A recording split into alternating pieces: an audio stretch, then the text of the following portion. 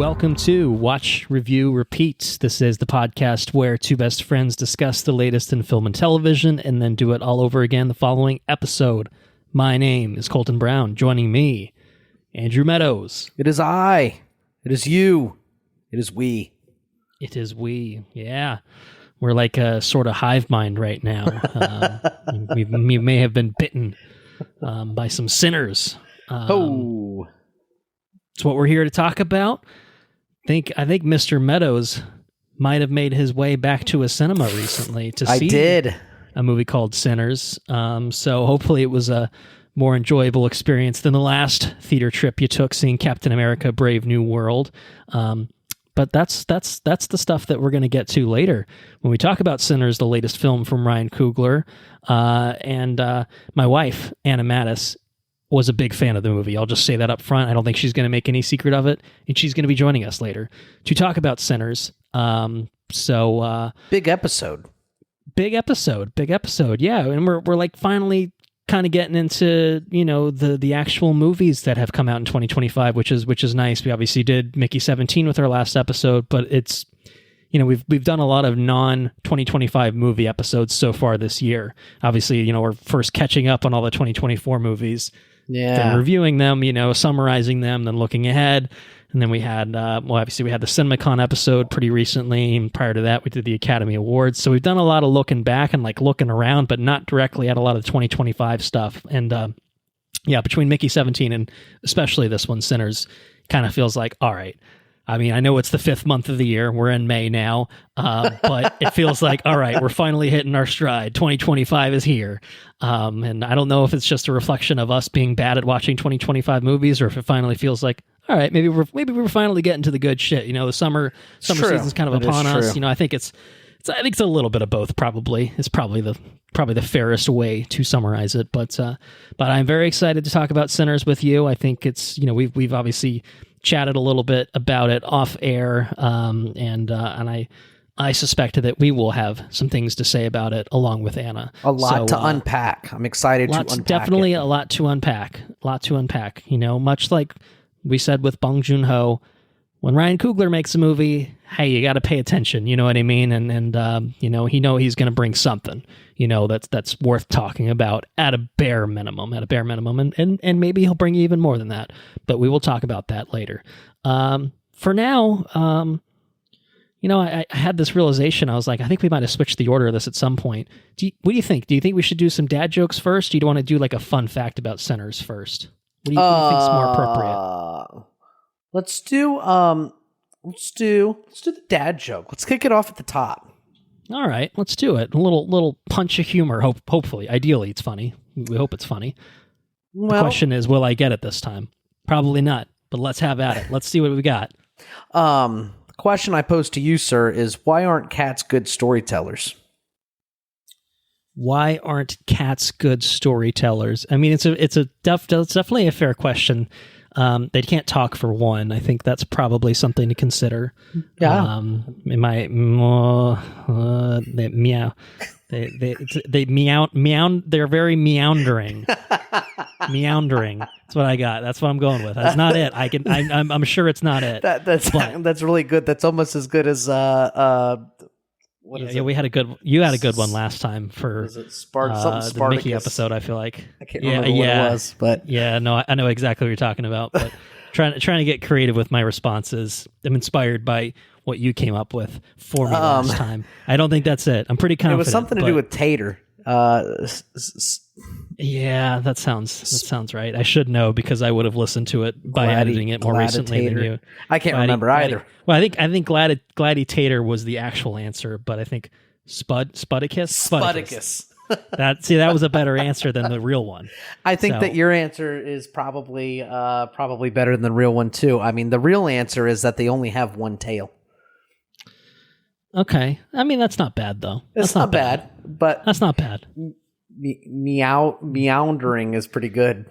Yeah, I mean it's a little bit of a stretch in terms of the pronunciation, maybe. Yeah, you know, it's not quite right. You know, good swing, you don't have to do any tail. I mean, that's just you know, you don't have to do anything there. So that makes sense. So all right, very good. That one wasn't bad. I still didn't get it. So I'm gonna give partial credit to myself for at least being creative this time around.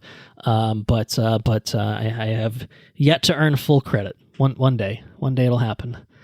Maybe the day that it happens they'll just declare it the final episode of the podcast because we'll have peaked and there's just nowhere to go but down. Probably not. Oh, I'll get it the next episode. I'm like, oh shit. Guess we're not covering Superman this year. Oh well. Well, I have a fun fact about Sinners. I don't know if you do too. But I would be interested to hear what your fun fact is. My fun fact is almost certainly going to tie into something that we'll talk about when we talk about Sinners. And it's about the way that it was shot. Okay, that was good. That's what I was going to talk about. So yeah, I'm going to go with a little bit of a technical fun fact because it's the sort of thing that you and I derive joy from, is talking about some of the nerdier sides of filmmaking. So and what I'll also say, and I'll actually put the link in the episode description so you guys can watch this. Ryan Coogler, writer director of Sinners, put out like a 11-minute video. Well, someone put it out. He filmed an 11-minute video basically talking about the aspect ratios in which you can watch Sinners, which is probably more applicable for when when it first came out. Now we're I don't know, a couple weeks in, roughly, maybe a little more than 2 weeks into its run. So your viewing options are going to be a little bit more limited. Thunderbolts is out. I think Mission Impossible's a week away or so. So there's things coming out that are obviously going to be displacing it from premium formats. But when it first came out, I mean, basically this video was like, all right, so you can watch it in IMAX, you can watch it in Dolby, you can watch it in blah, blah, blah. And he like really did a great job of breaking it all down. But the reason that he put that out is because there are different ways to watch this movie, or at least there were different ways to watch this movie because of the way it was shot. So it was shot using a combination of IMAX 15 perf 70mm film and Ultra Panavision 70mm cameras, which each capture different aspect ratios. So the IMAX shoots in a 1:43:1 aspect ratio, which is kind of the more square traditional IMAX ratio. Wide and tall. Yeah, like you'd think of, like, remember Zack Snyder's Justice League, was in that super fucking ridiculous format for the whole movie. Like, that's basically that. And then the Ultra Panavision is an ultra wide format. It's a 276:1 aspect ratio, which is a lot wider than even your like traditional anamorphic scope aspect ratio, which is like, when you think of, there's flat and scope. Those are kind of the two, basic aspect ratios for most films in the way they're shot, and scope is kind of the wider one. So you think black bars on the top and bottom of your TV if you're watching it at home, that sort of thing. Right. Whereas if you see flat, usually it actually kind of fills your TV for the most part in terms of just like that's kind of the aspect ratio that it was shot at. So it was shot using these two types of cameras, and if you saw it in IMAX, then you actually got to see in something that we've seen with like Christopher Nolan movies, and I think some others have taken advantage. They've done the shifting aspect ratios. Yeah. So for certain scenes, it kind of unlocks into the larger aspect ratio of the IMAX, whereas for certain parts of the movie, it's shown in kind of the ultra wide Panavision aspect ratio. So, and then like certain things like Dolby was only in the ultra wide, but obviously with something like Dolby, you'd get the advantage of Dolby Vision, HDR, Dolby Atmos, the HDR. So there's every kind of way that to watch it offered something a little bit different, but IMAX was kind of the only way to really see it with the full intended aspect ratio for the sequences that were shot using those IMAX cameras. I definitely recommend people check out that video for a fuller, more intricate explanation than certainly what I'm offering. I mean, obviously hearing it from the man himself, from Ryan Coogler, is really kind of and it gets really he's the authority on this at this point. It's his movie, it's his baby. I thought the video was really, really interesting because it talks about it just gets really deep into the details. For sure. Like let's say we get nerdy, but not as nerdy as the guy who's like, I'm doing it this way because I want to do it this way because this is how I want to realize my vision. Like you can kind of you feel the enthusiasm, the affection, kind of through that video. Just 11 minutes of fucking technical bullshit about this movie. I'll link it in the episode description. Check it out if you haven't already. Unfortunately, because we are a little bit late to the party, now you're probably going to be relatively limited, but in terms of options for seeing it in the theater, what I will say is, If you haven't seen this movie yet, there is going to be a 70 millimeter IMAX re-release mid-May. So hopefully this episode is up, at least, if nothing else, by the time that those showtimes are happening. The biggest hurdle with that is it is only going to be in 7 theaters across the world, of which I think 4 or 5 are in the United States. So like even for me, I think my closest option is New York City. And believe me, Anna and I have looked at options, and they've sold quickly. We would love to do it if we can swing it, but it may not be viable. I think for you, I think the closest is probably Fort Lauderdale, which they do 70 millimeter not there. Terribly close. But obviously, like, hey man, you could do it. Like, you'd have to probably, call out sick for a day, or you know what I mean. You got some bigger issues to worry about. Especially if they put it out on like Wednesday. You know what I mean? Right, exactly. So I think they're doing a week. I believe it's. I think it's. Let's see. I want to say it's the week of May. I think maybe like 15th through the 22nd, something like that. I should probably verify that, so I'm not just giving everyone bad info that everyone's going to be mad at me about. But let me verify those dates. Starting May 15th, 1 week only, IMAX 70 millimeter locations, and the literal cities include New York, Los Angeles, California, Irvine, California, San Francisco, California. All right, I mean, come on. Those 3 cities are, I mean, come on. That's not fair. Indianapolis, Indiana, Temple, Arizona. It's great for West Coast folks. Fort Lauderdale, Florida, Dallas, Texas, and Woodbridge, Ontario. So I was thinking there was one in London, but I think it may be just originally released in London. But anyway, like I said, Mission Impossible is right around the corner. I think there's probably other stuff at the end of this month as well. So, it's unfortunately going to be out of Dolby, I think, most places. But as we'll probably talk about, hey, even if you can't see it in IMAX 70 millimeter because you can't fly to a different state, or you can't drive several hours because you just can't do it hey, maybe still seeing it in a regular ass theater might be a viable and worthwhile option. But we'll get there. That's my fun fact on Sinners, which I drew out probably more than was necessary. No, that 13-minute video is pretty intriguing just for film in general, because it talks a lot about a lot of stuff. I don't think I talked about it longer than Ryan Coogler did, so that's good, because usually our episodes are actually longer than the movies themselves, and almost certainly will be the case. But to be fair, we talk about a lot of other shit than just the movie. If our literal coverage of the movie itself exceeds the runtime of a movie, well, it's probably a sign of a really fucking compelling, interesting movie, but it might also be a little excessive on our parts. But I don't know that we've ever literally done that. Maybe some of the Avengers movies, stuff like that, where we've had to split that bad boy into non-spoilers and spoilers because we, have like 5 people on and it takes 3 hours to talk about it. That's definitely possible if I had to guess anything that we've done that with. But all right. So what do we got? We got we're back to I guess we were sort of already back to traditional news and stuff with the Mickey episode, but I don't think we really had any trailers because we had covered so much with CinemaCon. But we have mostly trailers, but we do have a couple headlines to talk about here. Some interesting headlines, shall we say. So the first one, which came out on April 1st, which is April Fool's Day. And this fucking headline, I think everyone just assumed was an April Fool's joke because of how outlandish it sounds from the description of it. But here goes. Apparently it's true. It's apparently actually legit. Apparently something that's actually happening. David Fincher to direct Brad Pitt in Once Upon a Time in Hollywood Netflix follow-up from a Quentin Tarantino script. You're right. That does sound pretty fucking nutty. That's made up bullshit. But apparently it's true. So, let's break this down. Once Upon a Time in Hollywood follow-up. Okay. And it's going to be about Brad Pitt's character, Cliff Booth, who was a stuntman. He was a stuntman for Leo in that movie. Quentin Tarantino was writing it. David Fincher, obviously renowned director, is directing it. It's going to come to Netflix because Fincher and Netflix seem to have a pretty good relationship at this point. Yeah.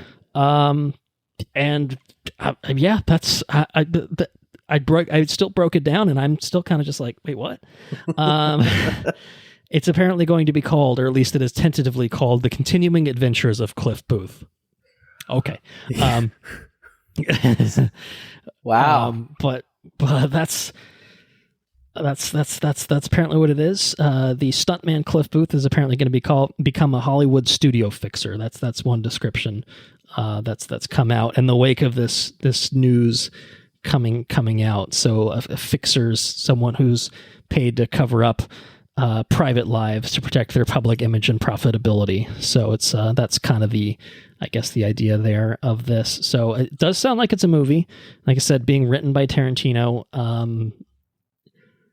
I have to say I'm fascinated as all hell, despite struggling to wrap my head around this. So I'm curious where you're at with this. What do you think? The last movie that I recall being about a fixer was that one that came out with Ryan Gosling and Russell Crowe. Or was that about a fixer, or was that about Private Investigator? I can't remember. You know what I'm talking about? Good Guys, I think is what it's called. Oh, The Nice Guys? Nice Guys, that's it. I feel like that was about a fixer. Maybe. I can't remember specifically. I don't know. I'm sure this is going to be fine. I'm sure it's going to be totally great. It feels like if this isn't great, what the fuck happened? Like there's just too many things going on. Like I guess I have to point my finger at Netflix, because I would think the combination of Fincher, Pitt, and Tarantino should be fucking gold. You know what I mean? Right. Should totally be great. But also, like, it really shouldn't be Netflix's fault, because Netflix notoriously just throws dumb amounts of money at stupid shit. Hopefully they're throwing stupid amounts of money at something like this to bring it into fruition. So that's it. I think I don't know if Tarantino just don't make shit just to make shit. Right. And like this is probably like his workaround, because he's got his dumb bullshit rule of like, only make it 10 movies. It's like, get over yourself, But that doesn't count about writing. Like, I can write them. But if I only write it and I don't direct it, it doesn't count towards my total. Like, okay, whatever you say, dude. Okay, exactly. But I mean, again, if Tarantino is going to write something and hand it off to someone, he is the kind of guy that wouldn't just do that to, he wouldn't just say, hey, Netflix, here's my fucking script, go make whatever you want. I think he would only do it if a Fincher type, or literally David Fincher, was doing it. So I gotta imagine there's something here. They wouldn't just do this for the sake of doing it. None of these people, Netflix is the only part of this equation that I think would do this for the sake of doing it. And they make good movies occasionally. They just make a lot of shit. Well, that's what it is. They make 100 movies a year, and like 3 or 4 of them are good. Yeah. And really good, and like probably 10, 15 are like, this is fine, and then the rest is shit. But like that's the kind of the model, is they just flood it with a bunch of shit, and you like what you like, and the stuff that is bad, like, people still watch it and eat it up, or like, it's like an intentional genre thing. Like, there's obviously tons of rom-coms and stuff that, like, they're not good, but they're probably, serviceable hour-and-a-half waste of time, when you've had a couple drinks, and that's okay. That's what you're looking for at Netflix. So yeah, I'm very curious to see what this shapes up to be. It's an interesting project, to say the least. So, The Continuing Adventures of Cliff Booth, and we will continue to talk about it as we get news on it. So, we're going to move on to our second headline, which is probably, you thought that one was a doozy. Ooh, buckle up, because we have an unhinged dumbass who has threatened 100% tariffs on films produced outside of the United States. Who is that unhinged dumbass? I don't know. I'll let you fill in the gaps. Who could that possibly refer to? Man. Yeah, I mean, I had a few different permutations that I had, but that's the one I settled on. This is just the dumbest fucking thing in the world. It's the newest dumbest fucking thing in the world, because every day brings us the newest dumb fucking thing in the world, and that's just life now. That's life in America right now, is whatever the dumbass is spewing on truth or whatever the fuck he's using, it's just the dumbest shit possible, and just completely detached from reality. I think the good one was he was the Pope. There is that one, but there is the one that he I think he said that Democrats or liberals is the empire, and he's the Jedi or the rebel, and Yeah. and then he posted a picture with him Sure. holding a fucking red lightsaber. Yeah, that's interesting. I can't remember. It, like you say, it's there's so much. Like Netflix. I mean, it's literally every day. It's just you cannot even The Onion is getting outdone because they satire cannot keep up with reality. Like that's literally the point that we're at. I mean, the country's a laughing stock. Basically the last few months of life in America has basically radicalized every other, almost not literally, but almost every other country in existence in the opposite direction. Like Canada had elections, Australia's had elections that have been the polls were showing one thing 6 months ago, and then they completely flip flopped because everyone's we don't want that. We're like, we see what happened. We see what's happening there, and we want no part in that. Thank you very much. So we lost all sanity. Anyway, this is apparently somewhat derived because I don't know. I think we mentioned it maybe a few months ago that old Dumpster had decided to have like ambassadors to Hollywood. So he had Sylvester Stallone, John Voight, and one other, I don't know, Mel Gibson. Yeah, fucking Mel. I mean, Jesus Christ. Mel Gibson. So those were the three that were the ambassadors to Hollywood. So I think this is somewhat coming from some sort of plan that John Voight has cooked up with. Okay. And that's kind of, I think, the roughly where this because it kind of just came out of nowhere. It was just like 100% tariff on movies outside Alcatraz. of the United States. Like, what does that mean? Oh, and Alcatraz is coming back too. Yeah, great. That's not going to cost any money. We're all about efficiency in the government, except for when it comes to doing anything. Golfing, reopening Alcatraz, Guantanamo. It's all going exceedingly well, and it doesn't cost any money, which is great. So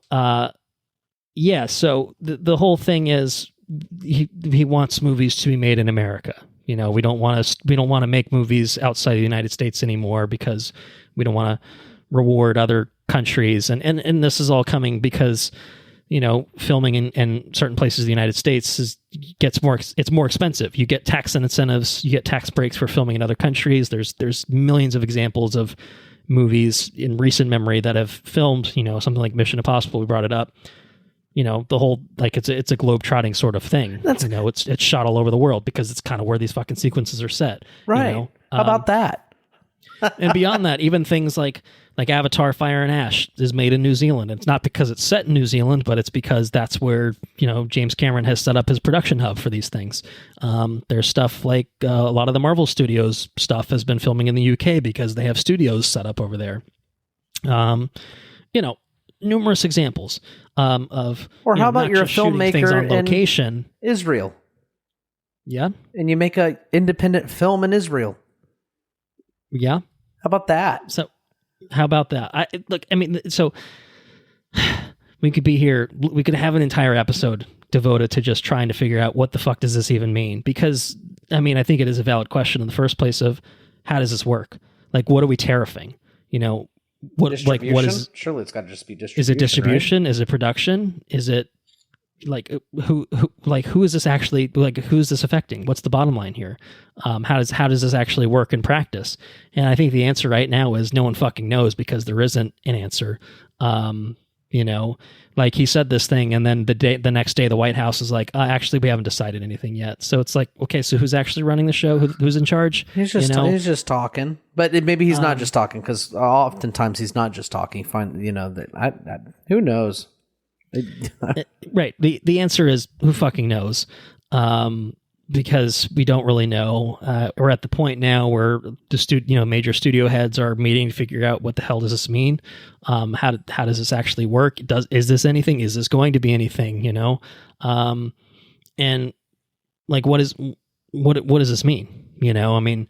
Something from just looking at the Hollywood Reporter. It's like, well, basically consulting experts, like if you actually went ahead and implemented these tariffs, however they're calculated, however they're implemented, like it's going to have a noticeable impact on the way that things are currently made. And the impact is not just going to be suddenly we make everything in the United States. It's the same thing with the manufacturing bullshit. It's like, you're tariffing the manufacturing plants everywhere else. It doesn't mean that suddenly factories are being opened every day and staffed and manned in the United States. Like, that's just not the reality. It's not the practicality. Potentially, you just make a lot less things unless it's co-sponsored by state.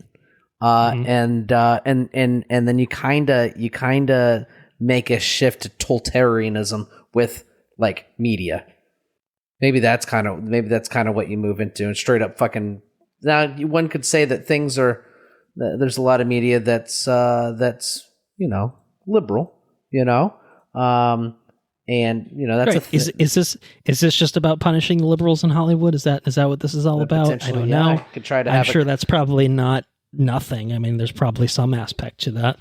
They made The Apprentice. That probably ruffled some feathers. I don't know, dude. Anyway, the point being, however this gets implemented, should it actually get implemented, what it's going to do is just make everything way more fucking expensive to make, which means that they're not going to. Studios are in the business of making money. They're not going to just eat that cost and roll over, and that'll be that. What they're going to do is, make fewer films. Right. And that's gonna cause an impact in just the sense that, who's really going to pay the price? It's the same answer with all the tariff situation. Is it's consumers. Consumers are going to pay the price. That's ultimately who the pass is going to get. Eventually pushed onto.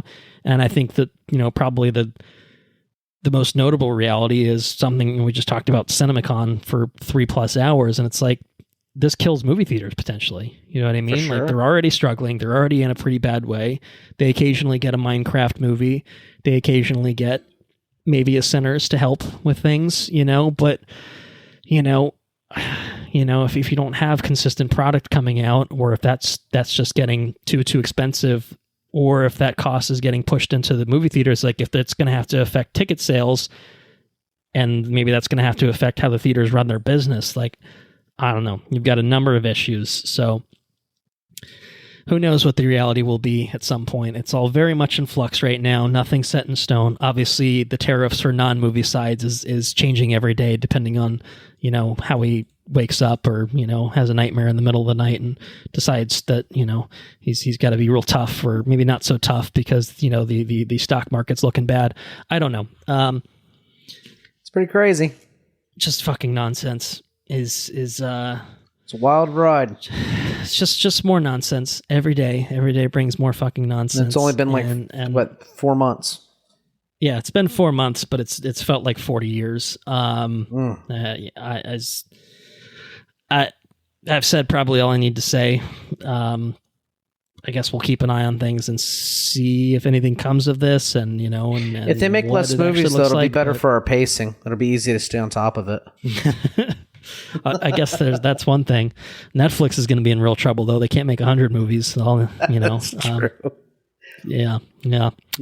Anyway, that's that. We'll put that to the side for now and talk about some trailers. If you want to talk about some trailers, yeah, while they're still being made, we'll talk about them. Well, while these things are being made, yeah, these are already grandfathered in. They've already basically been made. They're in post-production. So we've got a pretty eclectic bunch of trailers to talk about. We've got a decent amount to talk about, I'll say, as well. But there's kind of I don't know, they all have a reason to be here. So these first 3 trailers that we're going to talk about are for shows that are either already started, already available, or very soon available. So things that, kind of came out within the past month or so that we haven't had a chance to talk about because all 3 of these are TV shows, so they wouldn't have come up at CinemaCon, and then Mickey, we didn't really do a lot of trailers. So this is kind of our first opportunity to swing back around and catch these things and flag them, and just in case, on top of Andor and Last of Us and whatever the hell else you're watching, American Idol, if you find an extra hour in there somewhere, maybe one of these, can slot in.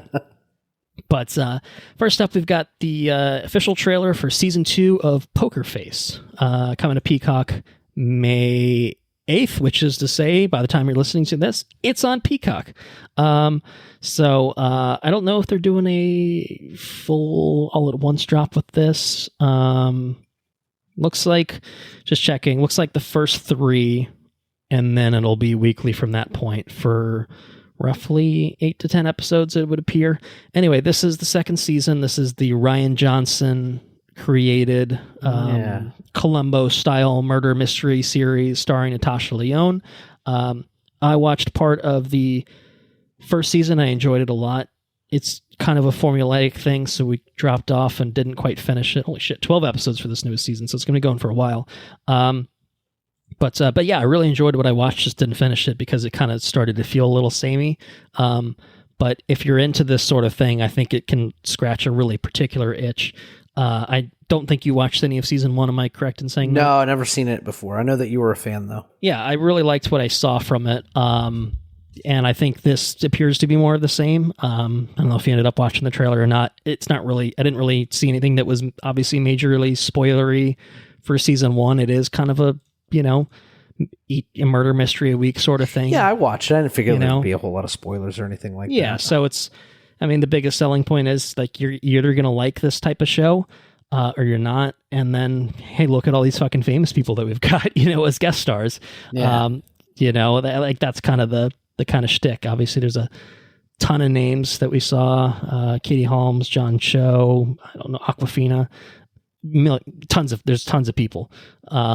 So yeah, what do you think? Is this anything that is up your alley? It probably would be. There's just a lot of shit, man. It's just There's a lot of stuff going on right now. Yeah. That's the trouble. That's probably where I'm at as well, to be honest, is like, I probably would like this, but I'd have to go back and finish season 1. For you, you'd have to go back and watch season 1, like all of it, if you wanted to. And then it's like, okay, well, then 12 episodes after that, I don't know. It's a lot, on top of the other things out right now. So it's, I don't know. I could see myself just watching an episode here and there instead of trying to binge it. Like, I don't know how bingeable of a show it would be. This does seem like a show to me that like once a week is probably the right pacing. Right. But yeah, I don't know. I like Ryan Johnson shit. So, I'm glad that he's back doing this. Obviously, we'll be getting, speaking of Netflix, we'll be getting the latest Knives Out entry, dead something with dead people. Yeah. Wake up, dead man. That'll be coming out sometime later this year too. So we'll be getting some more Ryan Johnson murder mystery stuff in the form of that as well. So it's been a great run for anyone that likes Ryan Johnson murder mystery shit. You've got, by the time this is done, 22 episodes of TV. And I'm sure he's not, I'm sure there are definitely other writers. It's not him writing 22 episodes of television. But it is very much tonally and kind of, his thing, I think, overall. Like, I think he's definitely a driving creative force for this show. So yeah, if that's what you're looking for, you've got it in spades here. So that's Poker Face season 2. Almost got a man. He's making. He's got quite the career. He's not making that Star Wars trilogy, but he's making money. I think he's probably happy. He's probably happy as a clam that he doesn't have to deal with Star Wars fanboys. At least I'm sure people are still ranting and raving about The Last Jedi. That will happen until the end of time. But I think the heat's off them since the Knives Out stuff happened. So yeah, that's that. Said check it out in May, throughout probably June, maybe into July even. So get some Poker Face for a while. Next up, something that I believe all episodes are out, all short episodes are out, all original shorts are out for Tales of the Underworld. It's another Star Wars sort of thing in the vein of Tales of the Jedi. The second one, Tales of the Empire, I think is that the second one they did? Yeah, it was fantastic. It's very good. This is. I only watched Tales of the Jedi, which was like young Dooku and young Ahsoka, if I recall correctly. I'm not sure who Tales of the Empire focused on. Was it kind of the same deal where like there was a couple characters that it picked and yeah. Tales of the Empire focused on I can't remember her name. She was in the Clone Wars. She was the one that got she tried to frame Ahsoka, I think. Baron. Okay. Baron something. I can't remember her name. Oh yeah. Barriss. Yep. Barriss. Okay. Yeah. Focuses on her and God, I can't remember. Morgan Elspeth, is that right? Yep, that's it. Yep. And okay. Yeah, is it just the 2? I think it might have just been the 2 in that show. I feel like that's kind of been the thing, like 6 episodes, 3 for each character, and that's also happening with Tales of the Underworld. Looks like we're getting an Asajj Ventress arc, and then we're getting a Cad Bane arc. So 2 prominent very cool characters there. So so this one up on Star Wars Day, May 4th. May the 4th be with you. This is now up on Disney Plus. I would like to watch this. I will probably. I mean, obviously I could watch this and then go back and watch Tales of the Empire, but generally Yeah. speaking, I just need to catch up on both. This looked pretty cool, though. I thought this looked really cool, actually. What do you think? Yeah, I'm 100% in for it. I'm going to have some time off with baby and stuff here in a few months. I have a feeling I'm going to be watching some TV. That's what I did last time anyways. I am behind on all the Star Wars things currently. So there will be binging to be done. Including the big show that's airing right now. Exactly, including the big one. So gotcha. Well, you're not alone in that. I've watched 0 episodes of the latest season of Andor. So I'm many behind now, but it's certainly going to happen at some point, hopefully in the near future. But yeah, I would like to watch Tales of the Underworld. Two interesting characters in Ventress and Cad Bane that I think, I don't know, good, fun characters to center this around. And the footage that we saw looked really cool. So I would like to give this a go. Yeah, I mean, this is all pretty, like, you could probably watch this whole season in like an hour. Like, I think they're maybe 10, 15 minutes a piece, if I recall correctly. So, yeah, they're all really snappy. All the episodes of that kind of series, I guess, or whatever it is, the Tales. The Tales series, whatever, yeah. Not to really be confused with the Tales of video game series, of which there are like 33 entries now. All right, so that's Tales of the Underworld. And then the last one in the, trilogy of shows that are very different from each other, but similar in the sense that, hey, you can watch these things like basically now. Something which I imagine you're very, very excited for. Long Way Home. The latest Ewan McGregor and Charlie Borman on a motorcycle adventure sort of show. Premiering May 9th on Apple TV Plus. Not sure. I feel like Apple TV usually does the weekly drops, so I imagine this is probably following that release pattern. But yeah, you watched have there been two or three? Three where they've traveled to different places in the world. Yeah. I know you've talked about them on the pod before. You're a big fan from what I understand. Super, super big fan. One of the best shows I've, and it's definitely top tier television, I would say. It's hard to place it, but yeah, highly, highly, highly recommend. The first one came out a good long time ago. Yeah, it looks like Long Way Round was 2004, Long Way Down 2007, and then Long Way Up 2020. So big time jump, yeah. 2 and 3, and then obviously this is still it's been 5 years since 2020, so it's still a pretty decent chunk of time. But yeah, it looks like they're doing Europe this time around, right? That's kind of the idea. It looks like a smaller trip. It looks like it's got a different feel to it. Like it's more. It almost feels this season from this trailer almost feels more like that Conan show that came out a little while ago. Oh, his travel show. Yeah, which was fabulous. Yeah. I don't want to. That's not a criticism. It just feels a little bit less. It's like the first 2 seasons were like big long trip kind of things. Big long trip things, yeah, more like straight up adventure. Like they felt adventure-y. You know what I mean? I'm camping in the middle of nowhere. I might happen across some people, and that might provide a little day's adventure or whatever. It felt very spontaneous and very adventure-y. I don't know how else to really describe it. The last season that came out, definitely that one felt more adventure. That one was adventurous as well. But it felt more coordinated because it was an electric bike. So it was out of necessity. It was a little bit more. It was a little bit more like on rails, I guess maybe. Sure. This one straight up feels more travel-y, less adventure-y, more travel-y. But I am definitely here for it. I think it's going to be super awesome. Very excited. Yeah. All right. Well, I would like to watch these at some point. It's the classic thing of just too many things to watch and not enough time in the day, or life in general. But I don't know. It should be an easy sell. I mean, Anna's she's pretty big on Ewan, so I feel like this feels reasonable. You will. I guarantee you will get sucked in. Sarah wants to rewatch the first season. If that tells you anything, I mean, you will get sucked in. I highly recommend start with season 1.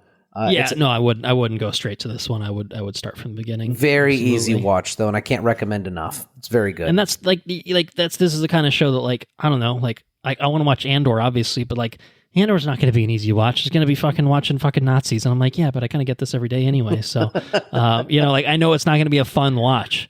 Like this. Like there's probably stressful moments and stuff like that, but I don't know. To me, at least outside looking in, feels like an easier watch, a more pleasant watch. I don't need to lock It's real sad too. On a depressing note, they in Long Way Round. There's a section there where they travel through Ukraine. And through Kiev and all this, and you like I don't know, you just all right. So it does get heavy at times then. Okay. Well, it gets heavy because 20 years from now it's going to be fucking decimated. I see what you're saying. Okay, gotcha. Yeah. I see. Yeah, right. Yeah. Modern perspective is I see. Yeah, I mean that's fair. Obviously, but so it is. That's the way time goes, I guess. Yeah, that's how it goes. This lovely world of ours. So long way home, May 9th, which is to say, again, very excited. This is up. It's out. It started at least. Holy shit! Yeah, May 9th. It's right around the corner. So it's only a couple days for us, but again, for the folks listening to this, it's out. It's out. Go turn on Apple TV Plus. It's there. At least an episode's there. So yeah. All right. Next block, we've got 3 movies to talk about. First one's an A24 movie, and you watch the trailer and you're like, wait, where's the A24 part of this coming in? And it doesn't really happen. That's the biggest twist of all, is that it just seems to be a movie. But it's a movie called Materialists with a pretty solid cast: Dakota Johnson, Chris Evans, and Pedro Pascal. He's everywhere these days. And it's directed, I think, written and directed by Celine Song, who directed Past Lives, which I thought was a phenomenal movie that came out 2-3 years ago, whenever that was. I never saw that one. This is her latest, coming to theaters June 13th, and by all accounts, it kind of just seems to be a relatively standard movie from A24. But yeah, what'd you think? Did this catch your interest in any way? Yeah, it looks like a charm. It looks like I thought a Hitch. Looks like a more mature, less funny Hitch. Right. Yeah, because it's the matchmaking sort of. Yeah, that makes sense. Yeah. But it's got very nice looking cast. It looks charming. It looks like it could be pretty witty. I don't know. Seems like a movie Sarah and I can go to the movies and watch on a date night. That's nice. True. It's true. So yeah. Is this the kind of movie that's gonna get you to a theater? I feel like we're kind of at the point now where it's like, I don't know, like movies like this don't come out in theater. Like this feels like the movie that, and not to say anything about the quality, but it's the kind of movie you'd expect to come out on Netflix, to come out on Prime Video these days. So I think I'd be curious if this has the. There's not a lot of movies that Sarah and I draws will people agree to go out and watch. Like, I want to see this together. Let's go out and watch. Yeah, let's go out and eat dinner, and this looks like a date night movie. So yeah, that would get me there. It's nice to bring Sarah to the movies. I like it. I like it a lot when she wants to come with me. So okay, all right. Well, I'm curious myself. Like I said, I think the charming cast alone. I mean, I think it looks well shot, and Celine Song. I mean, Past Lives was so good. And it's A24. I mean, A24 is doesn't have 100% success record, but it's usually a sign of quality. So even if this isn't the, absolute cinema or, kind of the weird sort of side of A24 that you might expect to see. I don't know. I would like to see what this is all about. I've got a list, so I don't. If I can find 2 hours out of my life, I'd say now at this point, Thunderbolts, Mission Impossible might be. I got to be getting close. I feel like I canceled it. Yeah, it's your ability to resubscribe. Yeah, I'm sorry, AMC. Forgive me. Well, you probably saved yourself 6 months of shit. I mean, what did we actually see in that span of years? That is true. Nosferatu. I don't know. Probably. I don't know. If you did the math, you probably came out ahead. So, anyway, Materialists, June 13th. And then we've got 2 trailers here of things that we talked about on the CinemaCon episode that were shown at CinemaCon, but they didn't give it to us until more recently. So we didn't really have, we just had to listen to Dalton tell us about these things and sell us on these projects a little bit. And like, oh, that sounded cool. Now we get to see it for ourselves and offer our own takes. So first up, Him, official teaser trailer. This is the, this is a film produced by Jordan Peele. It's not being directed by Jordan Peele, but it definitely has Jordan Peele sensibilities. It's I think when it was kind of came across as like the substance for dudes, like when we were kind of like talking about the description of it. Yeah, a little bit, yeah. And I think that's kind of what we likened it to. And indeed, it is very much like, how far would you go? Everything, to regain sacrifice it all. If you're an athlete who you need to, get back at the top of your game, like what would you do to achieve that? Would you, maybe, go down this rabbit hole of putting substances in your body or doing something that is maybe more than you bargained for? So that seems to be the idea, and this is I think a pretty effective teaser trailer. I saw one of the YouTube comments was like, I like how the first minute of this trailer just feels like a Gatorade commercial, and then it obviously goes off the fucking rails. It's good. I mean, I thought this was it was an effective teaser. Good teaser that doesn't give you everything, but left me pretty intrigued, I'd say. I don't know. What's that brain injury football players get? The CTE? CTE. Yeah. I felt like the moment it went crazy is when it showed that guy hitting the other guy with his head. Like the X-ray vision type thing, like Mortal Kombat shit. And it's like, oh, this motherfucker just got CTE. Now it's getting crazy, Yes. Chronic traumatic encephalopathy. Encephalopathy. I don't know if I didn't say that right. Sorry. We should have had Enrique on. He's the doctor. He knows these things. I don't know. I think it looks pretty interesting. So You here for it? I think I'm here for it. I mean, looks pretty good. I have no idea what the movie is going to be like, like in the same way that like obviously the Substance trailer gave you a little bit, but it was kind of the tip of the iceberg and then it got fucking crazy. Like I'm hoping this is kind of the same thing where it's just like the core concept is neat. It's interesting. I could see this getting all sorts of crazy and unhinged, and I hope that it does. I hope that it does, take things to the extreme. I mean, I don't know if it'll go quite Substance extreme, but if it's in the ballpark, then I'm down for that. So that's Him, and that is coming out September 19th. And then the other one that was something we talked about that sounded intriguing from the description, and now we have a trailer. Weapons from director Zach Kreger, who did Barbarian prior to this. Very intriguing trailer. I actually saw there was a different trailer. I think there was a teaser maybe before Sinners. I don't know if you saw one where it's just like the kids running out of the classroom or not out of the houses, and then like it didn't even tell you what the title of the movie was. It was just like find out more by going to this website sort of thing. This one's just a straight up trailer. So I don't think I saw that. Okay, that doesn't sound familiar. It obviously may not have been attached to every screening or whatever, but yeah, this trailer, a bunch of children except for one mysteriously vanish, and what's the fallout of that? A lot of angry and upset parents, a very, very confused school teacher, and I don't know, some creepy kids and creepy shit happening. So I like this. I am very intrigued by the premise. I think that there's a lot of potential here, and my hope is that this is not 2025's long legs of hella interesting premise, lackluster or disappointing execution, maybe we'll say. So I for now I'm gonna say I would like to see this. So, I am. So yeah, what do you think? Very, very, very, very intrigued by this trailer as well. I will co-sign that. I think that this is gonna. My thinking is that this is going to be an artistic way to make a horror movie, but it's also going to be topical and thought invoking. And I think it looks like it's. I don't know. It looks like it's going to be a worthwhile movie. Real I don't know. I'm really fucking stoked for it, honestly. Yeah. And it feels like a trailer that I mean, I don't like what is this movie like for an hour and a half, 2 hours? Like, I don't have a good sense of like what this movie's going to be like. And that's interesting. That's good. I like a trailer that's not just spoon feeding me the whole movie and a 2-minute, version. Like I don't like that. I don't want that. Like, so I'm like, this gave me enough that I'm like, all right, what the hell is this all about?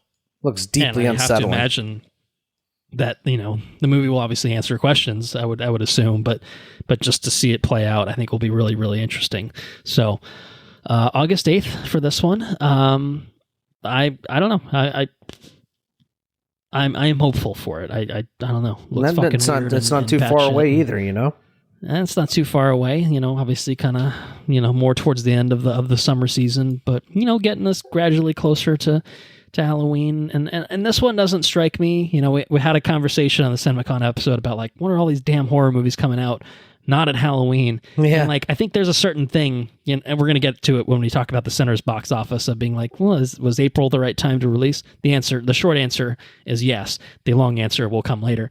But yeah, this doesn't feel like an obviously overtly like Halloween-y type movie. It feels more, I don't know, paranoia than like straight like slasher or horror Halloween sort of vibes, but it like very unnerving and creepy sort of tone. Which, hey, August, that could work, So yeah, Weapons. That's Weapons, August 8th. I don't know if we'll be seeing it on that date, but hopefully around then. That would be what I would like to do with my time. And now we're going to finish with 2 trailers because, God damn it, we're getting 2 Predator movies this year. What? 2 Predator movies. Not 1, but 2. And we sort of knew that. We knew one already for sure. And then there was another one that had been alluded to by, I think, like a 20th Century Studios executive or something like that, but we didn't really have any information on what it is. And that's the first one we're going to talk about. It is coming straight to Hulu. I guess much like the last one did in Prey. But this is very unlike Prey in the sense that this is an animated film. Hey. It's an animated film called Predator Killer of Killers. We got a first look. This is going to come to Hulu June 6th. It is a film, but it is an anthology film with 3 different stories that is happening in it. So 3 of the fiercest warriors in human history are going to be fighting predators, and those 3 are Vikings, ninjas, and World War II pilots. Well, just one of each, respectively. That sounds fucking awesome. Yeah. So what do you think? What do you think about this trailer? I thought this felt to me like it could be like a what if kind of deal. Kind of, yeah. So I'm surprised that it is a movie. It probably said it was a movie somewhere in the trailer, but I didn't see that. And knowing that it is a movie, I think it makes it even more interesting. Like, is it just going to be like intermission between the 3 different stories? That's a good question. I mean, yeah, are they going to cross cut between these, or is it just going to be 30-minute block, 30-minute block, 30-minute block, in which case it is just a 3-episode TV show, stitched together. Right. I don't know. I don't know how they're going to approach that in terms of the editing style. I think that certainly would change, I think, the viewing experience, I think, in a pretty significant way, depending on how it's presented. And I don't know what's preferable. Obviously I don't know what each is going to be. I guess the problem is if one's way more interesting than another. Yeah, then I don't know. You're sitting there. You're going to watch it. Right. Yeah. So I don't know. We'll have to see. That's a really interesting thing to think about is how the hell are they going to do something like that? And if it is just 3 back to back to back, why is it not just being released as 3 episodes of a TV show? Why is it being presented as a film, especially since it's coming to streaming anyway? So yeah, and if it was presented as a movie, you could do the same thing with a movie. You could have a sequel to this, just different warriors, I guess. But it seems ripe for, okay, let's get 3 more artistic studios in here or whatever, visions and whatnot. And right. Yeah, I don't know. Do that. But either way, I am excited for what I saw. Looks like it might be the same animation style as Blue Eye Samurai almost. It did have wonder if it's the same studio feel. That's a good question. I don't think so offhand, but I could be wrong. I think it's the perfect medium for for some creative Predator stuff. I think it could make it a lot of fun, you know? Yeah. No, I mean, right. I mean, it's kind of what Prey was drop a Predator into a different section of, you know, history, and, you know, what is it like when, you know, a badass of that generation, of that era comes up against a fucking, you know, menacing Predator who's, you know, got more advanced technology, blah, blah, blah. How, you know, what's the human ingenuity, like, how are they going to survive in this ultimate, you know, test of the survival of the fittest? So yeah, I don't know. I'm the nice thing is it's coming to Hulu. We get to just watch it at home and see what it has to offer. So June 6th or June 6th, or roughly around June 6th, I think maybe we'll be checking out Predator Killer of Killers. But on not June 6th, but November 7th. On November 7th, we are going to be getting that Predator movie that we knew about, the second Predator movie, Predator Badlands. And this is the final trailer, just to make that clear for folks listening at home or wherever they are. Predator Badlands. Yeah, this is a live action one. This is the kind of proper Prey follow-up. Same director, Dan Trachtenberg, who I will say is also co-directing the Killer of Killers. So, dude, like, that's the keys to the kingdom. This dude's in Predator land. Like that's all he does now. This is set in the future. Set in the future on a remote planet. And it appears a bit different from Prey in the sense that one of our protagonists is going to be a predator. You know, so it's not like Killer of Killers. It's not like Prey, where it is human of a particular era versus a predator who's going to come out and, you know, survive. It seems to be a predator versus something even more threatening than a predator kind of thing in this futuristic world. So definitely a different, you know, kind of approach, I guess, closer to something like, I don't know, I guess Predators kind of had the different planet sort of thing, but this is still, I guess, relatively unique, you know, but it is definitely different than your Predator 2 Prey sort of setup. What do you think? November 7th, you gonna find yourself in a theater watching Predator Badlands? Oh yeah, the fact, IMAX. They did not shy away from the fact that it is meant for IMAX. Yeah, I'll be. So this one I was not as. It didn't give me as excited as Killer of Killers. Okay. I mean, it's a different premise. It's a fresh way to, you know, tell a Predator story. I don't know. But, you know, if it is of equal quality of Prey, it's going to be absolutely outstanding on an IMAX movie. It's going to be absolutely incredible on an IMAX. Based on the quality of Prey, I have to say that I got to give it a shot. If I can watch it on IMAX, I should probably go watch it on IMAX. Even if the trailer isn't necessarily what I want from a Predator movie. I don't need like Predator set in Predator planet, you know, and why explaining to me why predators are predators. I don't necessarily need. I think we got that with Predators, the first one, didn't we? We got a little bit of that. Yeah. I mean, that even if was we very much more about exploring, I feel like, the culture and you know, I don't know. Yeah. I don't necessarily need that from a Predator movie, but right. I guess that's the thing is, like, do you go for the tried and true approach, you know, of, like you said, you know, it's you want to give me some Viking? You want to give me some fucking Northman? Right, Northman versus Predator? You could just do a live action movie that is just like, all right, well, we did the Comanche, you know, woman versus, you know, like, this is the Native Americans versus a predator. Just go around. We can go back and do a Viking, you know, which they are obviously literally doing with Killer of Killers, but, like, they could have done any one of those three stories as a whole movie in and of itself. Yeah. And then, but it's interesting that, you know, they're going in a different direction here. So they do seem to be shying away from, well, we're going to do that in the animated movie, the kind of the usual Predator shtick. We're going to do something different here. And so, it kind of, it's an open-ended question of, like, well, is that going to work? I don't know. Is it going to be Adrian Brody Predators again? If that is, okay. That one kind of sucked a little bit. It was better than the Shane Black one. So it does, it can at least, It's not the worst Give Predator credit movie. where it's due, right? Yeah. I mean, that one was interesting, but like not. It was fine. You know what I mean? It was fine. But yeah, I don't know. So far, I mean, the best examples have just been the first Predator and Prey. Like those are probably the two best ones in the franchise, and those Prey are the ones is that are so just good. That are just straight up. Here's fucking Arnold. Versus a goddamn Predator. Arnold and a bunch of fucking buff dudes, Dylan, Dutch, all that shit. Carl Weathers, some future governors or wannabe governors, Jesse Ventura and Sonny Landham. Right.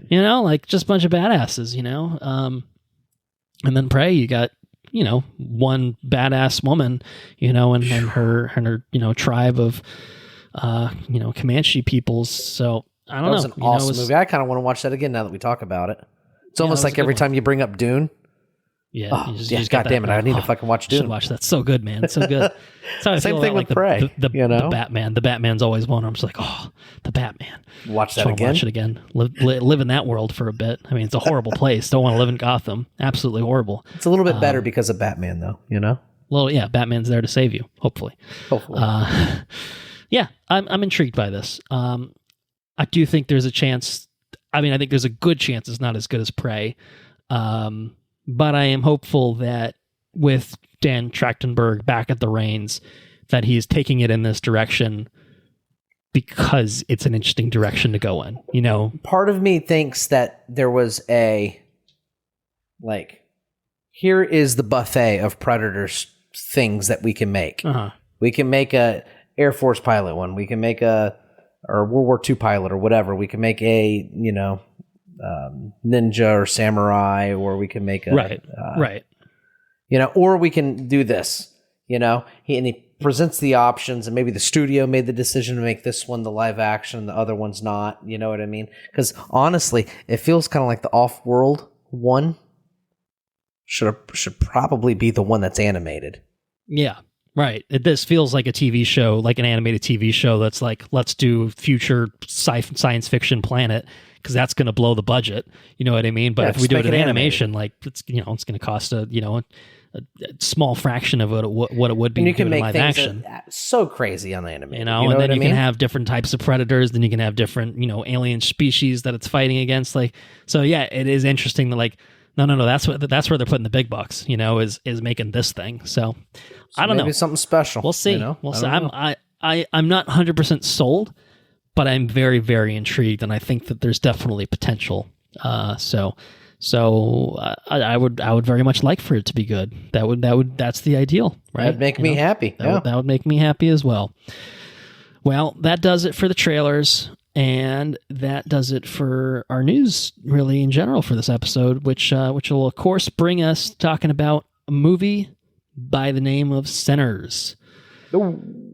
So, I don't know. We're at the juke joint. What do you think? Do you think we should invite Anna Mattis in? Do you think we should invite her in? Okay. Yes.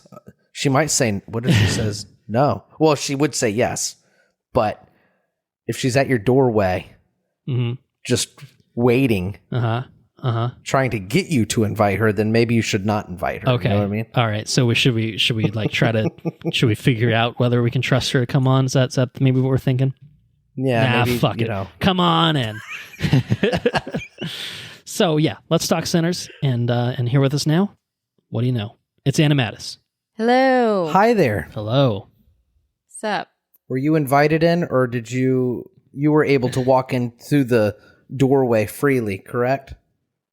You didn't have to wait for an invitation?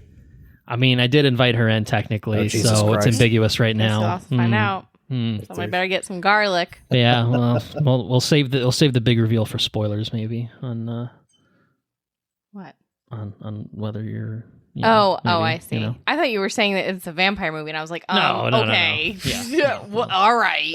No, I think we've seen enough of. We're gonna kill every last one of you to know that it's a fucking vampire movie. Yeah, no, I don't think just that's a spoiler. Blood down her face. And also, if you haven't seen this movie yet, what are you doing? Yeah, waiting for our dumbass. coverage? Come on. Idiots. Well, we're gonna give it to you now. We're gonna talk about Sinners. It is in theaters right now. Obviously, talked a little bit at the top about maybe the option to see it in IMAX 70mm for that week that it's gonna be back. Talked about that without me. Well, I mean, That's I brought briefly. it up. We can talk Very about briefly. it again. Very briefly. I talked about it because it's Part of the fun I think fact. I said that it's probably going to tie into, the conversation about shifting aspect ratios and stuff and all that good stuff. But Sinners was written and directed by Ryan Coogler, stars Michael B. Jordan. And Michael B. Jordan. Oh, yes, very good. I put ×2 on the script. Oh, so. I didn't even see that. Haley Steinfeld, Miles Caton, Jack O'Connell, Wunmi Masaku, Jamie Lawson, Omar Miller, and Delroy Lindo. Trying to leave their troubled lives behind, twin brothers return to their hometown to start again, only to discover that an even greater evil is waiting to welcome them back. Ooh. A greater evil than what? Well, I guess then, whatever they were doing up north, maybe. Al Capone. Well, Where'd you pull this from?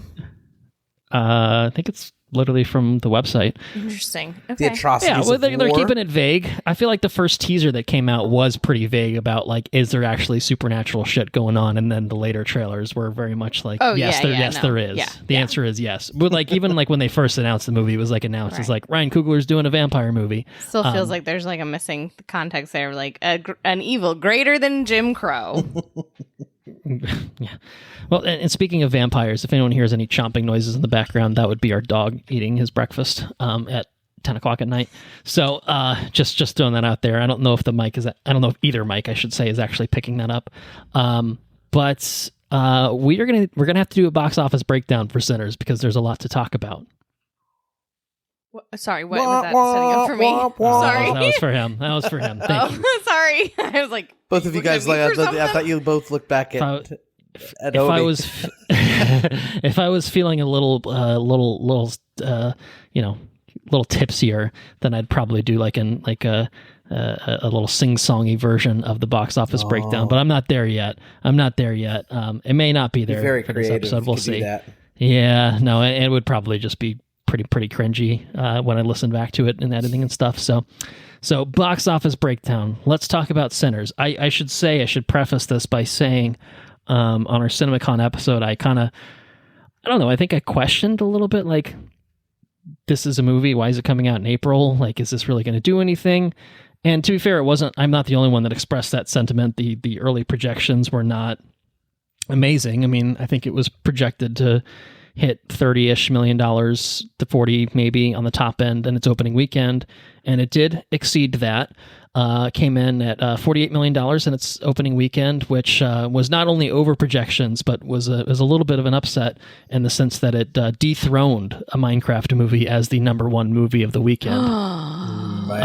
but that movie's so good. I heard it was a banger. People were like bringing chickens into the movie theater and shit. Chicken jockey, there's something Yeah. going on. I Minecraft, think children loved it. Yeah.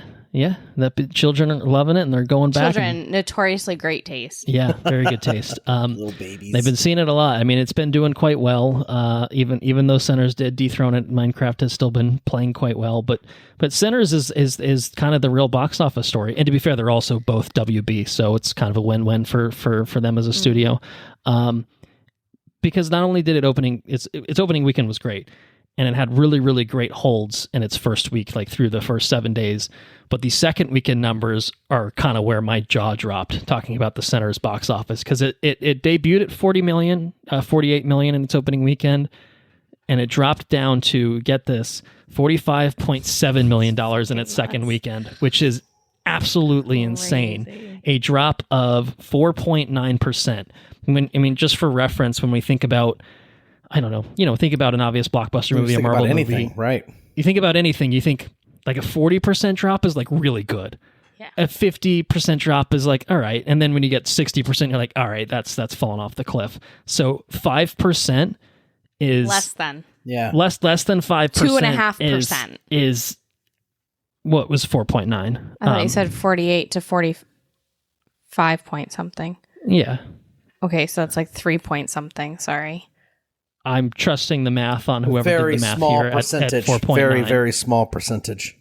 Oh, But- I'm sorry. I was not thinking about percentage. I was thinking about millions. Of Yeah, no, dollars. I mean literally in Sorry, millions. guys. It's the point is Very small. very Tiny close. drop. Tiny drop, incredibly. Well, and I would love to impressive. know. I wish there was a way. Like, I'd love to know how much of that was. I know word of mouth obviously is a huge part of that, because there are people who, like, I think you're saying, why is this coming out? Well, I don't think it was that surprising, actually, that like, okay, some horror movie is coming out on like an off weekend in April. Like, I don't know. That didn't seem that crazy to me. And I think, back to like, a year ago, probably around this time was Civil War, right? And I feel like at that time it was like, well, there's nothing really out right now, but I get why this is out. Although it means that any like, award buzz, like there won't be any, and then there wasn't. So this movie will not have that problem. No. But I think you say that now. I think it'll be fine. I think it'll be fine. I think it will be able to sustain. If they success, disrespect Ludwig the way that they disrespected Trent and Atticus, I will go myself. Bad day. And burn down Bad whatever day. theater the Oscars are being held in. Bad day. For legal reasons, this is a joke. But I also wonder how much of that, keeping it was people seeing it again, like we did. We saw it again. Saying, a week guilty later. parties here. We saw it twice. We saw it. We did see it in IMAX both times. We did not see it in IMAX 70 millimeter.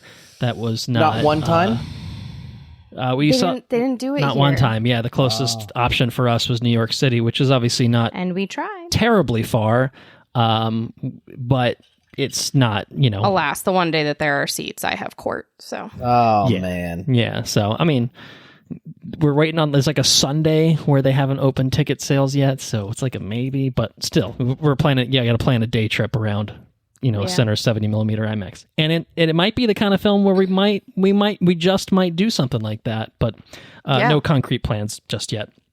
But yeah, I mean whether it's word of mouth, I mean it's definitely word of mouth. I think it's a combination of all the above. It's word of mouth, it's repeat viewers, it's obviously in the first place people that were just interested, like we did see it, I guess, within the first week. I guess we didn't see it opening weekend, but we did see it within the first week. I feel like I also debated up until the very end whether or not I was gonna see it, because I'm not a big horror person. Right. Yeah, that's true. That's a pretty valid point. I am honestly, I was honestly very surprised that you watched this movie. That you went to the theaters once, but she was twice. not. I mean, going to initially. I was not. I was like, I'll watch it when it's home and I can watch it in daylight. And like now, of course, I'm like, I will never. No, I mean, I think what's the last? I mean, I did not see Get Out in theaters. I think Candyman is probably the last one I can think of that was Candyman. just like, that's a long. Wow, that kind of fucked me up. The new one, not the old. Yeah, one, the newest one that they put out. But it was even thinking back that now, was I'm like, stressful. why did you go to see? I don't know. Of all of them to see, right? I think that was why, and it was getting a lot of buzz. Like I felt like there was a lot of attention on it, and then we watched the old one. Right. And we watched the old one, and I was like, okay, now I'm like intrigued to see what they do with the new one. And I cared more about the story, and I usually do, and I just go look shit up on Wikipedia like I have for every single Conjuring film and every, and for The Substance and every, right, Conjuring's one with Patrick Wilson and Vera Farmiga. Yes. Yeah. No, I've read every single plot synopsis for every single one of those movies. Have not watched any of them. There's a new one coming out. I will be reading the Wikipedia summary for that. Looking forward to it, watching it. Can't wait to read the Wikipedia summary. It's going to be great. But I liked Get Out when I saw it, and I didn't see either of the other one. I didn't see Us, and isn't that the second Jordan Peele? Mm-hmm. Yeah. And then I also didn't watch the Nope. No, the I didn't. Alien Yeah, one, I didn't. right? I didn't end up seeing that. I don't think you've seen that still. Period. I still haven't seen either of those. Oh, that's. I know the either. Yeah. twist. Of But you've read the both. Wikipedia plot synopses. There you go. Probably. Only of Nope, actually. I haven't, because okay. I love Lupita and I always thought I would. Anyway, yes, it is surprising that I went and saw a horror movie. I don't know. I think I do think that the early trailers did not pull me in. It wasn't until we saw Haley Steinfeld saying, "We're gonna kill every last one of you." Oh, a little that Evil Dead action. I was like, "Oh, what's going on there?" bit, yeah. And yeah, I it's Michael B. Jordan, it's Ryan Coogler, it's Ludwig. It's a perfect, perfect storm. It's kind of just, you know. Yeah. And it was starting to get attention, and I was like, all right, Then the let's reviews see if I came can out, do this. And they were pretty sparkling. They were pretty positive. Yeah. So. And and the first time, there were definitely parts that I, you know, viewed it through my fingers and looked down, or like, you know, just kind of whatever. And not the second time. Second time, eyes wide open, did not look away. We even had a conversation about, I was like, okay, if I have to go to the bathroom, like I know what happened, so I can go. And I was like, I'm not leaving. Yeah, no, I want to see every second of this. Like, I absolutely not. Right. Yeah, I was shocked by how much I liked it. But I think part of that is that, you know, it's not, I don't know.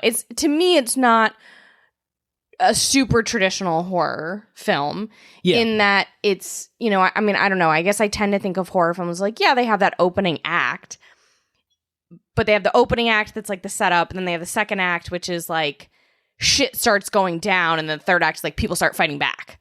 Like, to me, this one didn't really, it like shifted that, you know? Mm-hmm. The first two acts, there was no horror at all, really, except for the, you know, the regular human horrors, and then it Oh, I just meant just when he gets to the house. Yeah, the cabins. Setting things up, but for not later really. Sort of thing, like most of it, you know, most of Pretty the first minimal. two acts is, you know, it's not horror, and I think that was helpful for me. I also think there were pretty minimal jump scares. Which helped, because that's what I'm startled very easily, and so that's what usually like gets me more than anything. And also, like, I don't like when stuff is just gross for the sake of being gross. And while there were a few things that were gross in this movie, it was like not for very long. It didn't feel gratuitous. Yeah, right. It was part of the story. It was, you know, I don't know. I think it really helped that, like, obviously this movie was shot beautifully. Like, what else would we expect? Yeah. But I think also just the music was so good, and I think it was such a good balance of like interesting, multifaceted characters, but also humor and the horror, and also like the mythology of it was really cool. Yeah, because I like that part. That was super and cool. I think it was just a cool mix, and it's like a history, music, and horror film all in one. And I just, I don't know. This movie was so fucking good. Right. I think to put a bow on the box office conversation and put that to bed. Oh God, I sorry, think I thought we were done with that part. Well, I think everything you're saying is basically, I think why it's had the sustained success is it is kind of a varying genres. It's a lot of things going on that kind of create a diverse sort of appeal to it, where it is bringing in audiences that maybe wouldn't go for a horror movie. And, you know, the timing in April is like, okay, well, I guess there really wasn't anything other than Minecraft is there, but Minecraft is, I think, definitely a different sort of audience than Sinners. Sure. One's very much rated R, one's, you know, a kid's movie effectively. So, so perhaps I look like an idiot, obviously, because I was just like, why is this coming out now? I don't know. But, you know, I opened myself up to the possibility that I would be wrong about how well this did, and I'm happy to be wrong about it, I will say. I'm happy to see it's doing exceptionally well. I can't remember if we talked about this, but I feel like there have been rumblings where people are like, do we think maybe they'll bring it back to theaters around Halloween? Yeah. Which I think would be a very good idea, and I would go and see it. That would be cool. And I think something that's nice about this, to me, is I think that there are certain types of horror that are sort of Halloween-y feeling, and then some that are like, you know, like this isn't exclusively horror slasher type thing. Like, so like, I think in terms of the fact that it kind of does blend these few different genres, like this could have come out in April, this could have come out in July, this could have come out in, like, Nosferatu came out in December to talk about the last vampire movie that we talked about. Like, and that was fine. I mean, came out on Christmas Day. Perfect timing. Did it really? Yeah, it did. Yeah. It's fucking weird. You know, I think this could have come out really anywhere, and I think it might have had the same level of success. And it's doing gangbusters, and it's well deserved. So good. Over $200 million worldwide. That's for awesome. a rated R movie with a, you know, a not insignificant budget of roughly $100 million or so, but still doing incredibly well. And it's not losing steam. I think that's the biggest thing, is Thunderbolts is out now. You got a big Marvel movie that came out and did take number one for its opening weekend, but Sinners is continuing to have incredible holds. And I think a big part of that is like, obviously, like, this is not the Thunderbolts episode, but like, I really liked Thunderbolts and not saying it's bad, but like, I wish it had come out a week later so that we could have seen Sinners in IMAX one more time. Like, that's what I was, like, that's why we went when we went, like, Because when it was we gonna be did, pushed before out, Thunderbolts were going to because it was going to be pushed out, and we right? wanted to see it in IMAX because, as teased, like, there are shifting ratios, and it very much, like, it takes made for advantage IMAX. of that IMAX format. Yeah, it's, and we noticed the first time we watched it that in the credits, because watch all of the credits, keep your ass in the seat for the entirety of the credits. But we noticed that there was a special thank you to Christopher Nolan in the credits. And at first I was like, oh, that's so random. And then I was like, oh, no, it's not, because Nolan basically like revolutionized the like shifting ratios in IMAX. I think he And, directly you know, consulted too. I think that there was. I assume that was why the like thank you is there. Anytime you use the IMAX cameras, your first call should be to Hey, should be dude, to Christopher tell me Nolan, about this. You know, Yeah. So it just, seeing an IMAX, I highly recommend, I know we're not actually at the rating stage, but like, if you can see it, if it's showing an IMAX where you are right now when you're listening to this, stop listening, go buy a ticket and make sure you can see it in IMAX. yes, because you may not get another opportunity until there's a hopeful maybe re-release down the line, but who knows if they do that this year? Who knows when they might do something like that? Maybe that would be. I mean, I think that we are certainly, we would do that, if it happened. I'm sure, but yeah, would agree with that. Do you know the 4K release yet? No, it's doing too well at the box office for them to start putting it out on home video. I think even for VOD, probably is going to get a good window here. So we've obviously heard, Anna, some non-spoiler thoughts from you. Do you have any other non-spoiler thoughts you want to add? Should we open it up? You know me, I always would rather just jump right in. I know you always like to dive in. What about you, Andrew? We haven't heard, I guess, a whole lot from you. So what did you think about Sinners? I've been like a pressure cooker on this movie. You've been waiting to talk about it? Yeah, a little bit. Nobody I know has seen it. And I Idiots. You have to spread the good word. And What did I say about those thought vessels? Oh, the very few. It's first. I like the fact that in the past 5 months, I've had the pleasure of watching 2 vampire movies that are outstanding. Yeah. I'm a big. I think we briefly talked about it. We talked about it at some point, I'm sure. I like vampire movies. I always have. I like them. I think the mythos is cool. I like. I don't know. I like just about like everything about them. I think they're very interesting. Do you know the last vampire movie I watched? Which one? Before this? I'm gonna have a guess. Is it Twilight? Oh, that was gonna be one of my guesses. Is one of the What We Twilights. Do in the Shadows. Oh, that's right. Yeah. Well, of course I watched it Straight too. from What We Do in the Shadows to Wow. Sinners.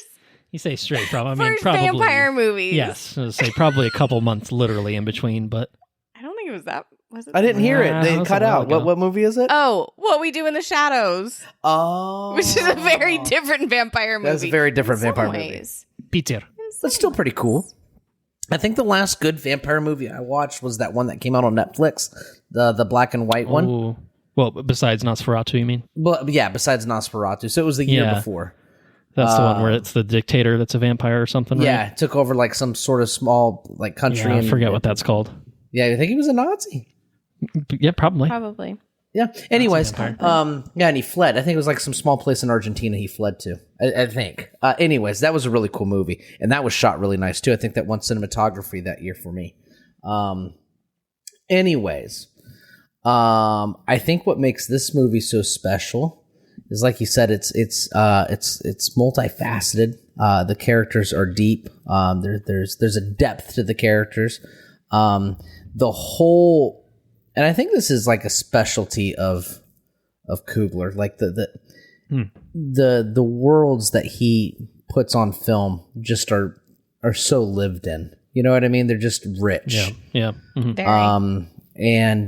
what's really cool about this movie is it feels real authentic, like just the period piece of it. You know what I mean? Yeah. I think the closest thing that I can really think of and it's been a long time, admittedly, that I haven't seen this movie in a long time, but Interview with the Vampire is another one that I really enjoyed.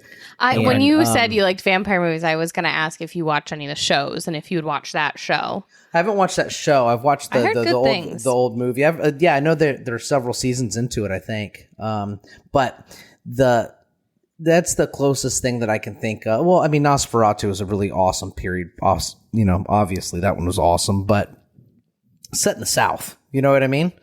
And I think that they could have made this movie in the South, and there's a wide bracket where you could do the things that you wanted and tell the story that you wanted to tell in the South with these kinds of with everything that's going on in this movie. But I think with the music that they wanted to showcase and the culture that they wanted to showcase, I think that they did a really effective job of showcasing that culture in this movie, and I thought it was outstanding. It was very, very, very, very good, very potent, and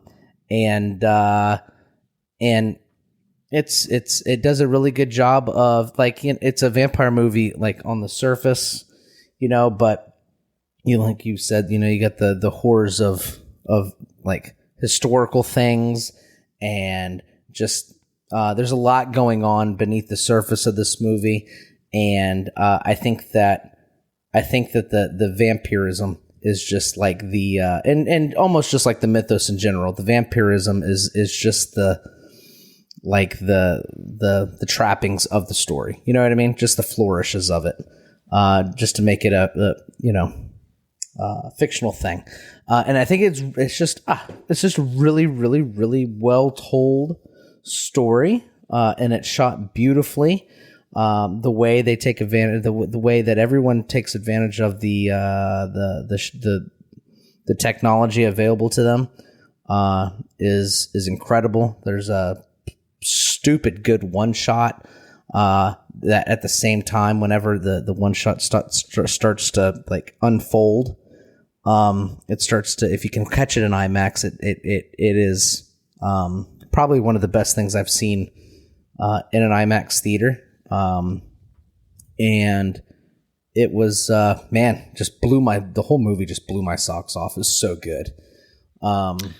So better theater trip than Captain America: Brave New World, you might say. Yes, I actually, I preface everything I say with how I watched the movie. So I actually, you saw it in IMAX, it sounds like. I want to say I went and saw it off of Veterans, which is like a solid hour from me. It's an hour from work. Brandon and Movie Co. or Starlight 20, they're like roughly 20 minutes from me, right? So I drove 40 minutes further because I knew that they had they have a laser projector there, and it was recently revamped. It's still nowhere near the size of like the Point Orlando theater. Sure. But still quite a bit closer than that too. Absolutely, and I mean, like screen wise, it was good quality, even though it wasn't as big. Right. And I was very happy to see a sold out. It was virtually sold out. I mean, I couldn't see any open seats, and it just makes me really happy for the industry, especially when there's somebody saying that the movie industry is dying. And this and that. If somebody wasn't actively trying to kill the movie industry, it'd be, this one was shot in the United States, so it's good. How about that? It's really exciting to after everything the theater industry's been through and everything. It's nice to see. It's nice to see people. It's nice to see victories. Yeah. Yeah, maybe it'll bolster them a little bit before Yeah. And it's nice to. Another thing is to destroy them. It's awesome to see asses in seats for a thought-evoking, well-made, right? There were probably asses in seats for Minecraft. Movie. Yeah, right. It's right. It's not just like some big blockbuster, and Yeah. I feel like and again, Thunderbolts is not worthy of this criticism. Maybe Brave New World would be, but like it's not just like a blockbuster superhero movie. Yeah, You know, because right. those it's just a different vibe for those. It's a different. This is a rated R. I mean, horror is the right genre. I think a if you're horror gonna movie. classify Gonna lump it in. overall, Yeah, of course. you know, so rated R horror movie, like that's a hard sell, and the fact that it is playing so well generally, but for I think capturing people that probably at first glance would say no thank you, that's not for me. Like I think it really kind of goes to show the strengths of the movie overall. So all right, so yeah, we saw it twice. We saw it in IMAX both times. I think Same theater. same theater, and I think it's the same deal. I believe it's a laser projector that they use for the IMAX. It's definitely not, you know, it's digital. Let's put it that way. It's a digital IMAX. It's a smaller size than the, you know, But a lot bigger than a full-blown standard IMAX theater. but a lot bigger than a standard theater with better sound than a standard theater. And also and kind of like even the second time, like we were closer and I still was like That's doing true. this. Like I don't want a bigger. Same sometimes deal. a bigger screen is not We- actually better. We went on Wednesdays, I think back-to-back Wednesdays, if I'm not mistaken. Both same thing, sold out theaters. And by the time we got around to booking the second time we went, we were like, you know, 3 or 4 rows back from the very, very front. Oh, so we man, were you're still, right up we in were it. still, we were still was the up. first We up. were the Yeah, first the first row, like up rows. in the stadium seating, and it was like, all right, we're going to be a little too close, but it was okay. And like I it was would have kind gone of just one like, row back yes, for perfection, but it What really letter? was not What bad. letter? Do you remember the letter? it's like C or D, I think. It was right. C, I think. That's right up in there. Yeah, Yeah. yeah. It was. It We was. still had to go and up. it's all- we it's were all in about- line with the screen. It was fine. We did not have to look literally technically up D. to the It was screen. technically Theater D. theater design. I find, not to get into the weeds here, but I've been to a handful of IMAX theaters. I think I've probably been to like 4 or 5 IMAX theaters, and I find that like when it depends on if the theater space was specifically designed for Right, that for screen IMAX. size in mind. Yeah, Because otherwise, like on the real shit theaters, like the one in Brandon, like you have to go watch that at Brandon. You have to go watch Dolby. IMAX is shit in Brandon, right? Because they took the screen to the floor to the ceiling and didn't adjust. right. The It doesn't seats. really Dumb. fit in the auditorium space. It's just Yeah. retrofitted in there. Exactly. And then what they have to do is, in order to make it worthwhile, they'd have to cut their seating capacity by like a third, you know, to Yeah. accommodate the Yeah. space. Yeah. And I don't know. Like, I think it'd be really cool to design a theater. Is that weird? Is that weird to say? No. No, I think these that'd are be things. pretty These are things you can think about. Yeah. I mean, I do feel like specially designed IMAX theaters. I think Point Orlando down there, King of Prussia, Fort up Lauderdale. here, Fort Lauderdale, like they do have a design. So like even the front row, you still are stepping up into it. Like it's can't- you're not you can't get to the you screen. cannot. Right. Yeah. You're not sitting like 3 feet in front of the screen, even in the first row. Like you're set far enough back and high enough up that like, yeah, can you're see going to the be whole close. screen. You might have to look, pan a little bit left to right, but you're not getting completely fucked over just because you're sitting in the quote unquote front row. Did we go to another IMAX theater in like Neshaminy or something? Yeah. Yeah. There is another What did we IMAX see here. there? That's a Must have been a great real question. shit I theater. just remembered that. I was I'm sure we not could look it great. up on I the think we AMC walked app, out but and I I don't said know. I'm never going back to this theater. But I just remembered that because I was thinking about how many IMAX theaters I've been to, and I was like, oh, I know I've been to like 2 of the like dome-esque ones in museums, and I've been Don't to- watch movies in IMAX Dome. That's a Dome's lesson bad. we've all learned the hard way. I hear your King of Prussia one's like a serious one, though, right? That's like a legit Fort Lauderdale IMAX. one. Yeah. Yeah, but that It is a means legit driving one, fucking King of straight Prussia. up designed for it. Yeah, the problem is that driving there is you have to take like the If- worst if highway to King get of there. It's Prussia just fucking had awful. done 70 millimeter IMAX, We would I have done would it. go. We would have but done they it, but they didn't didn't. do it because they're. You duned it, though, right? That's where you duned? I did for Dune Part 2. didn't. The second Yeah. time around. Second time around I did. I think I did Dolby the first viewing, if I'm not mistaken. So That's correct. Yeah. I wanted to feel my butt move for Dune Part 2. and it moved. Those sandworms were doing work. Yeah. That's Dune's one of those where I'm like, I want to see that in Dolby. Boom. Yeah. What about the screaming? thumpers. Oh, man, I want to watch Dune. Every time. Here's the question though: Dune or Sinners? Ooh, I know where Anna's going to stand on that, but it's an easy one. I don't know. me. For Andrew and myself, that might be a tougher question. I don't know. I don't So know. easy for Things me. to think about. You could do like what they're doing on the YouTube Shorts, where they do put the one on top and the one on the bottom. You know, they play them both at the same time. Jesus Christ. Yeah, Well, that might be sensory overload. We're almost probably Sorry. ready for spoilers, but I do think that I don't know, for me, one of the things that easily sets Sinners beyond Dune, or it's like every single performance was so fucking good. Like even like the weakest quote unquote performance in Sinners was like still really good. Like they don't really ever nominate, I feel like, for Oscars like more than 2 people from the same movie, and I'm like, we were going through and we're like, you could fill every acting category with people from this movie. You could nominate the lead actor twice for this movie. Oh, you could. Could. That'd be an interesting. If It could this be a doesn't- first. Yeah. If this doesn't win SAG Best Ensemble, that'll be a fucking Yeah, travesty. I mean, I would. I mean, I don't know that I would criticize any of the performances in Dune, but I do think there's a lot of depth to really all these characters, and the way that it's brought to life here is really incredible. And I think, to me, also, there's like more revelations in this, like Miles Caton particularly. Is this literally his first film role? Yeah, it said introducing. Right, introducing as Preacher Boy, as Sammy. Man. First of all, one? astonishing voice, obviously, but just as an actual performance too, I thought he was incredible. Yeah, he was great.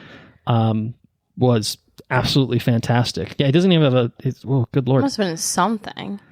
I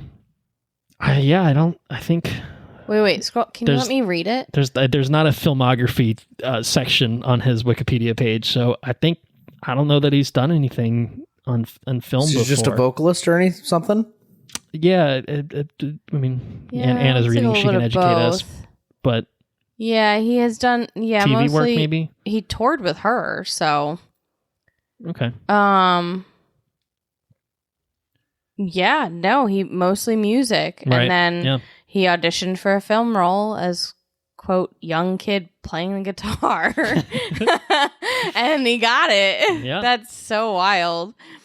Yeah. So, That's so I mean, cool. he's probably like the biggest example. Like, we know Michael B. Jordan's good. We know that Michael B. Jordan plus Ryan Coogler is always going to equal good things. Yeah. Haley Steinfeld has been good. God, she was. But And I am someone who fucking hated True Grit, and it made me not like her. I thought that movie You can't hate a child. was It's not rude. good. I did not think she was very good. I hated that movie. And she was obviously like fun in Pitch Perfect, and then she was great in Hawkeye, but this is like, she can act. Like, she is so fucking good in this. Yeah, I mean, and yeah. so is, my favorite is Wunmi Mosaku. Yeah, she's she's fantastic. never been bad in anything. Right. And I do think that, like, for me, the biggest comparison for this movie, I know you guys are talking about vampire movies and Nosferatu, but for me, it's Lovecraft Country. Definitely. This has the same Lovecraft vibes. like vibes Yeah. of, And thankfully, obviously that's a less little Jonathan later. Majors. Correct. But yeah, I just Notably Did you absent. watch Lovecraft? Did you watch Lovecraft Country, Andrew? Yeah. We covered it. Yeah. Yeah. Yeah. So you Loved know it. Wunmi Mosaku was in that. Yeah. She played the older sister, who was the best performance in that show. Also, I'm sorry, I do think that.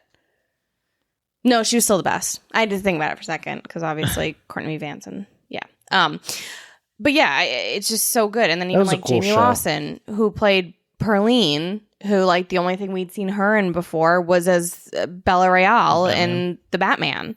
And briefly, and she like shows up briefly in the Penguin, and I didn't even recognize her at first because this is such a different role than what I'd seen her as. And like obviously we've seen Omar Miller in like a bunch of shit, but like he was really good. Delroy Lindo obviously was fantastic Right. because And he's he's- always fucking great. He is Delroy Lindoing about. Yeah, and But I it's perfect. appreciate, and I will say I appreciated it more the second time when I was less stressed.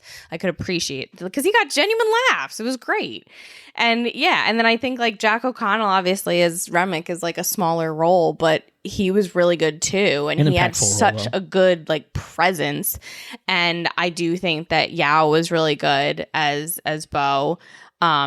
And even like Saul Williams came in with like a good like he was well cast as Sammy's dad. Like he kind of has that like like in a like a creepy in a different way kind of presence and performance. And I think that Legion Lee, Grace was my favorite character. She was fucking. Are we in spoilers? Can we be in spoilers so that I can say my favorite thing that Grace does?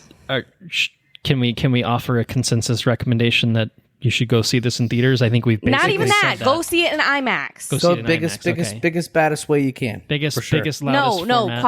quality over quantity, or like not necessarily biggest. If you can see it in IMAX, don't necessarily. I guess don't go see it in a big shit IMAX. Yeah, don't go see it in a big shit IMAX. Don't see it in Brandon or whatever you guys said. But okay, are we in spoilers?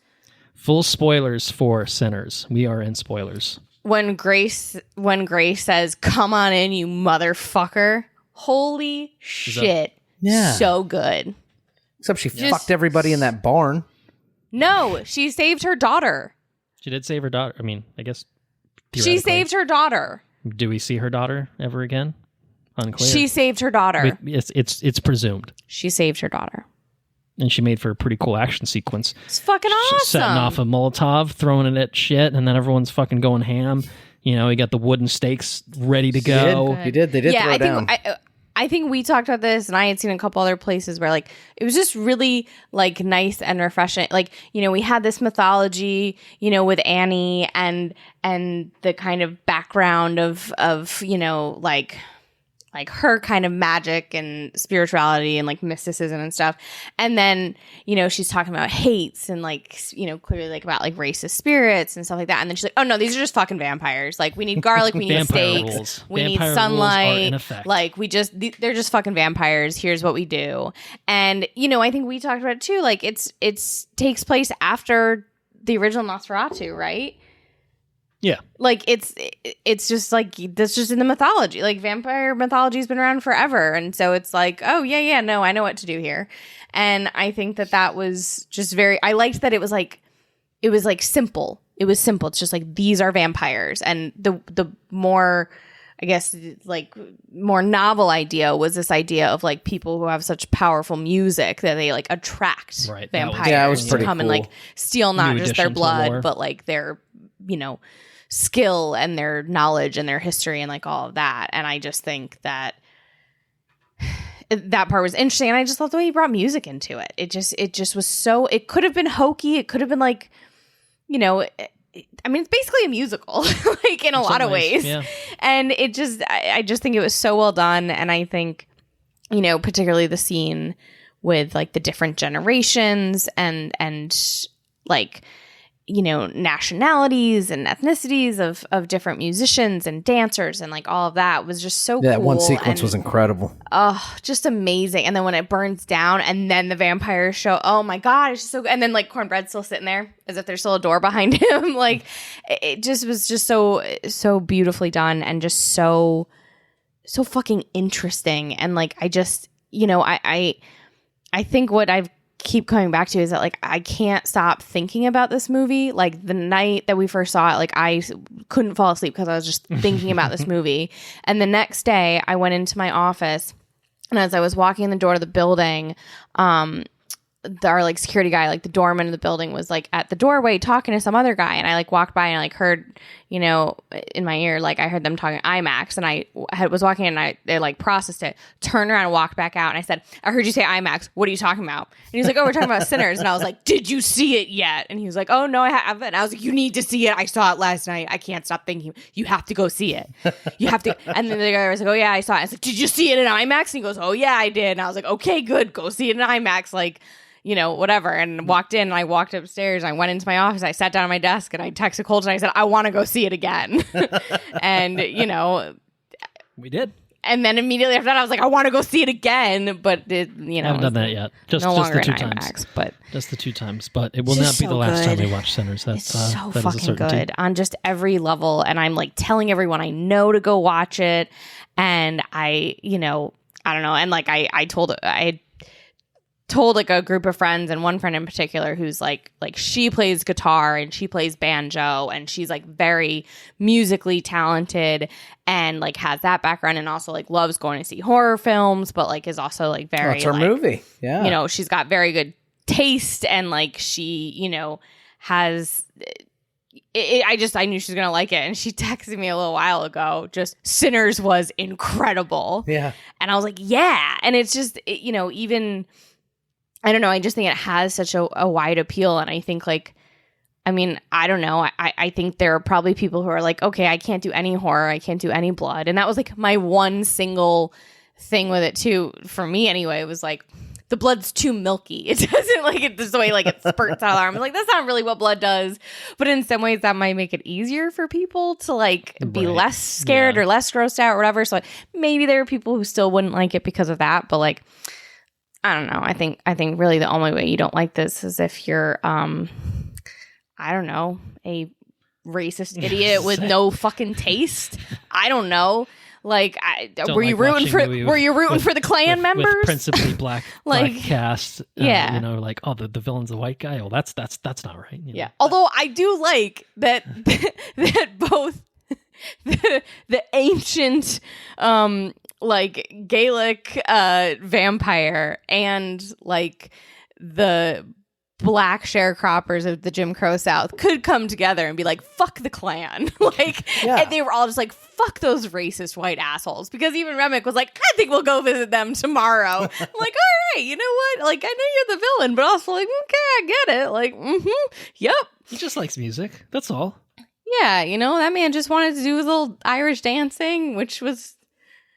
So I thought it was pretty... Already is like kind of unnerving anyway, like in real life, but then you add this to it. And that's why I want to watch it again. I feel like there's a lot to unpack with I mean, specifically the character that is principally Remick, exactly, the villain. You know what I mean? The vampires in general and stuff. And I feel like there's more for me to talk about, especially with like the subtext of the movie. There's a lot here that I couldn't unpack in one viewing just because the spectacle. It was so much information.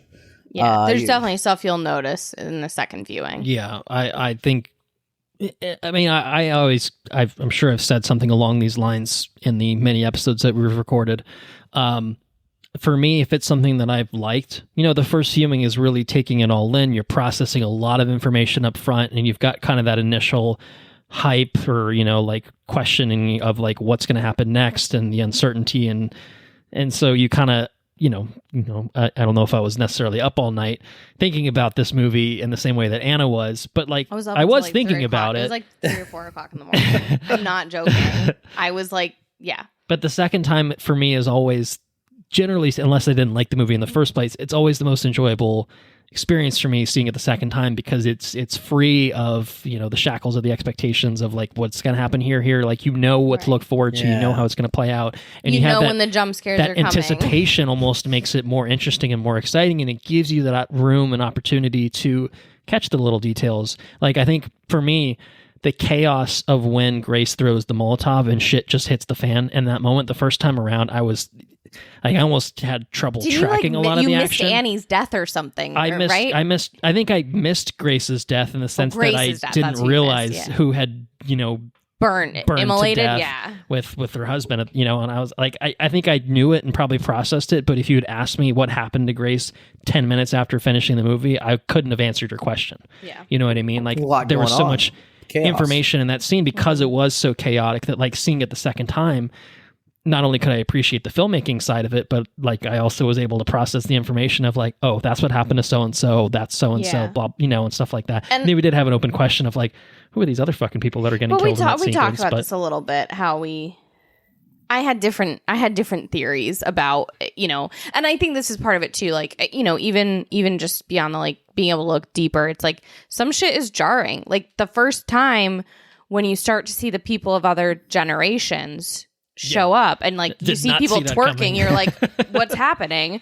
And so you're able to appreciate it more when you watch it a second time. And like one of the things I noticed was like watching it the second time, the first dancer you see is the woman with like the beaded outfit, like clearly more of like an ancient African dance style and costuming. And then when it comes back around, it goes from like the twerking like modern day women to her, and it's like, oh, they're actually like those styles of dance are pretty similar. Like there's a lot of similarities there, and it's like a cool like full circle thing. And I think when you're not like, oh, that's a electric guitar, like when you're not like startled by it, oh, there's a DJ, it's like you can appreciate it more. And I think with the characters showing up who get killed when after Grace says come on in, because they just like show up, I think we kind of talked about a couple options. I don't know if like any of like, I don't know if Ryan Coogler has spoken on this or whatever. I haven't read any like theories, but I think the easiest is like, oh, they were hiding somewhere, and then they were like, oh shit, they're coming. They were like watching from we get a deleted scene. I don't know. But for me, when we see those different generations and the juke joint burned down and everyone dancing, when the vampires show up, they see what we see. They see the flames. They see the different generations of dancers. And Remix, he says to Sammy, I want your power so that I can bring my people back. I want to see my people again. Like he wants his like community who's no longer there. And it's not just, the vampires that were probably killed by the Choctaw, because I'm sure it wasn't just him, but also like he's clearly like this ancient being. So he has, other generations of people that he, wants to see. And so he can see them. And so the way I have kind of decided I view it is that those random people who show up, whether they're people who just died or what, those are like created by Sammy's music, and they're there to protect him.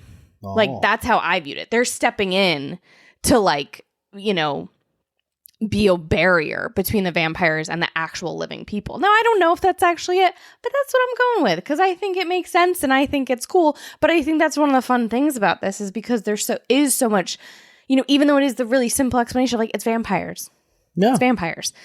There's so much room for like, interesting pieces and the discussion or the like narration at the beginning that then is repeated during the dance sequence. And, like even just, I don't know if, I think we talked about this, how there's like two different places where you see the eyes, like in nature. So like the opening is that you see the eyes literally like in the sky, like the lit up eyes. Like, I don't know if you noticed that at the very beginning of the movie. Yeah.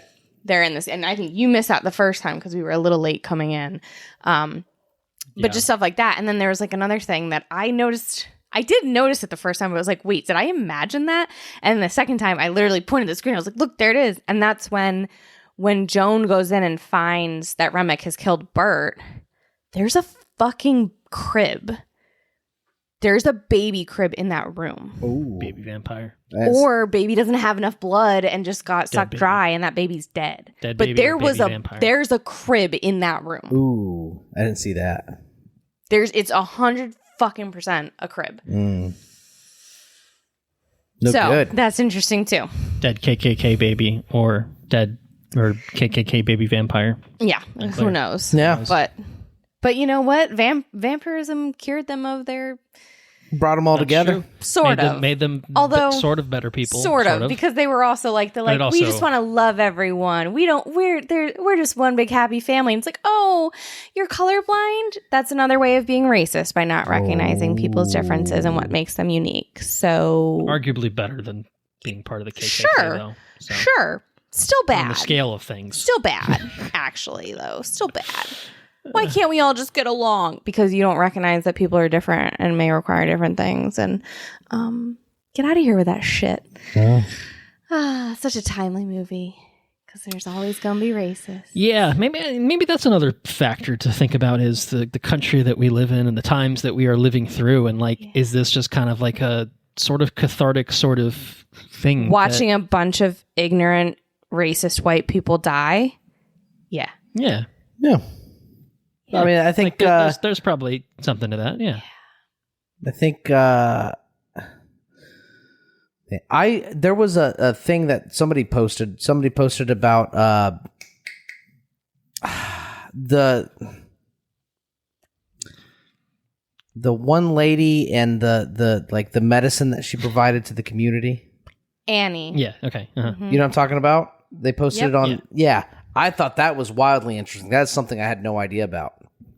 Oh wait, the thing I don't know what you're talking about with your. I just They posted a video Annie about and, like, on somebody in our text message. I think it may have been Enrique. I'm not sure. Oh. Yeah. Well, I don't think it was me. So by default, it was probably Enrique. Yeah. Did you see it? No, I don't know if I did. They talked about how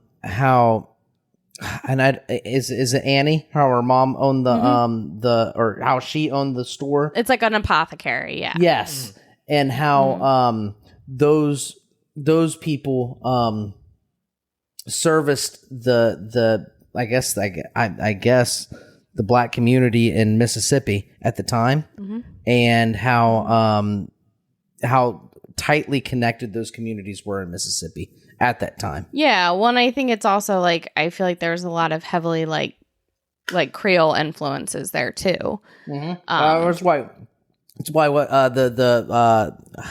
and I don't know these characters' names. It's been a week or so forgive me.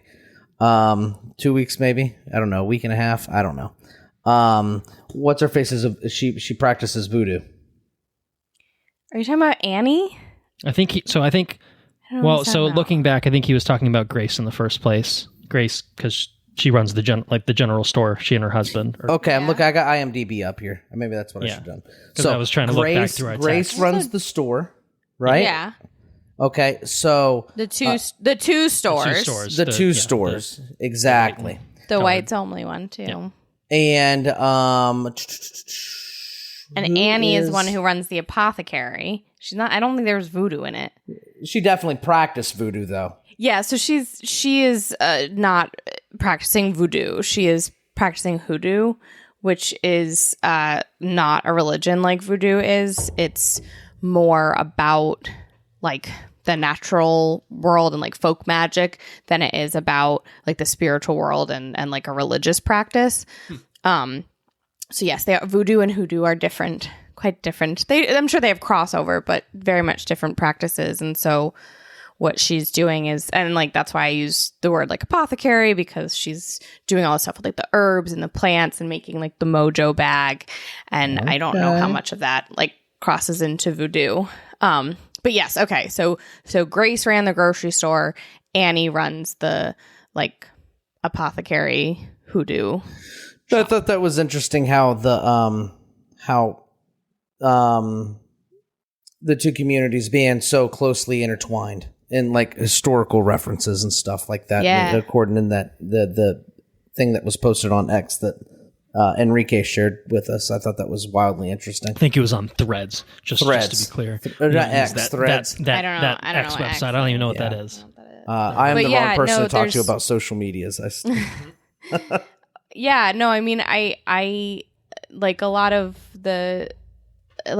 what I studied in college, like for my degree, was about like not only multiracial people and the ways that, you know, that multiracial identity affects people, but also like multiracial communities. And so like, you know, it's interesting how you have this Asian family running two stores, and so they're kind of in some ways a bridge, but it's very clear that like while they are allowed to sell to white people, they're clearly not like in community with white people, whereas they are in community with the black people in their community. And I think that also kind of carries over in two places. One is to Remick and Joan and Bert, and you know, it's like it is kind of interesting the way that there's like the Irish and Italian stuff in this, because the other piece here is that like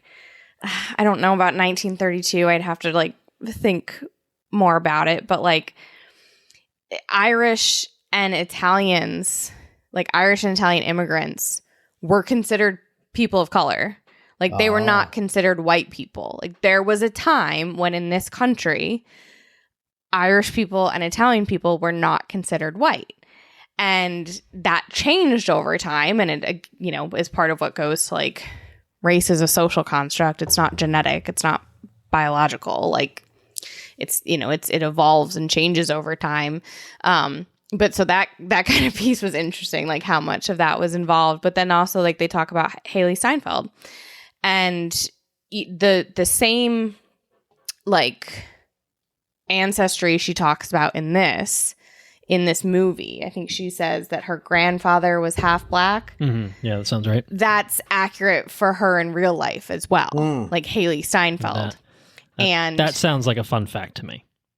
I think we Yeah, throw there we it out go. as another- I don't know. No, I don't know if someone's racial ancestry is a fun fact. Well, it's a fun fact that That it's they the same as it incorporated is. her Yeah. actual ancestry into the plot of the movie. And the thing is, you know, they talk about like, oh, people find out about her and blah, blah, blah, because the reality is that if people in Arkansas, where she has moved to and has married a white man and is in a white family, like if those people found out that she had a grandfather who was half black, they would say that she's black because, you know, Right. I mean, even beyond one drop rule, which was fucking atrocious Some way to even view this. Backwards shit we're talking Right. now. But like, you know, like there are US Census records that say quote unquote octoroon, which is fucking insane. But yes, but that's how, you know, in this context, like she would be viewed as a person. She would not be viewed as white,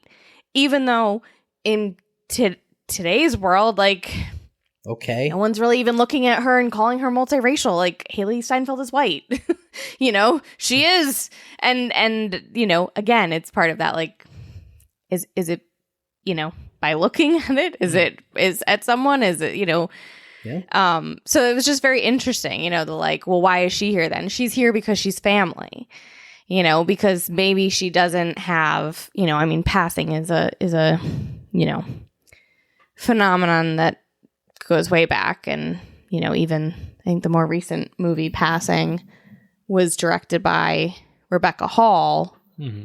And I think she has a grandparent who's black. So it's just like a very, you know, I think it's an interesting, I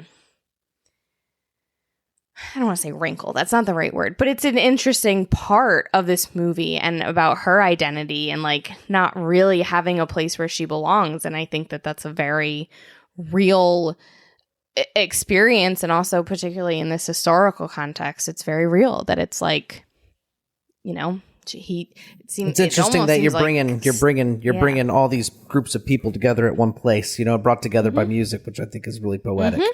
And alcohol. And booze. Yeah. Alcohol's And good. dancing and all that. Yeah. Stolen They got from the good Northerners. stuff. What? It got some Irish beer, some Italian Wine. wine. Yeah. I mean, Yeah. Yeah. It's so pretty, funny. it's like I said, I think all of it kind of comes together in a poetic kind of way. I think it's really yeah. cool.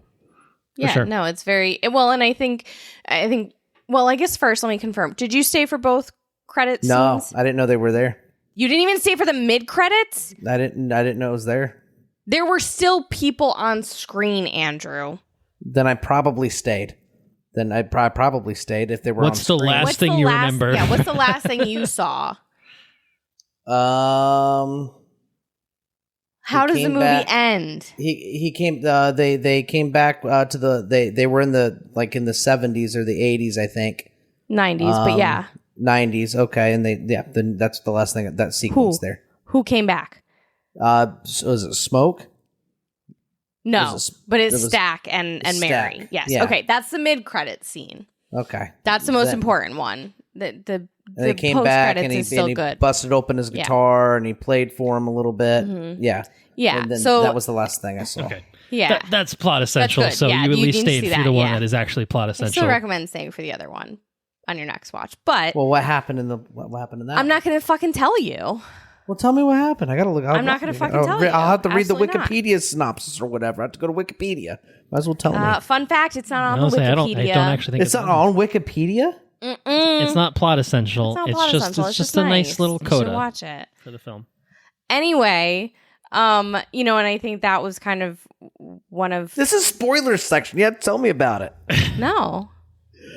Jesus Christ. Ryan Coogler was broken by Marvel. You have to just Google this stuff when you're sitting there watching the credits. There's probably like a horrible cam off, version of it on YouTube if you look hard enough. Don't do it. I will tell you this.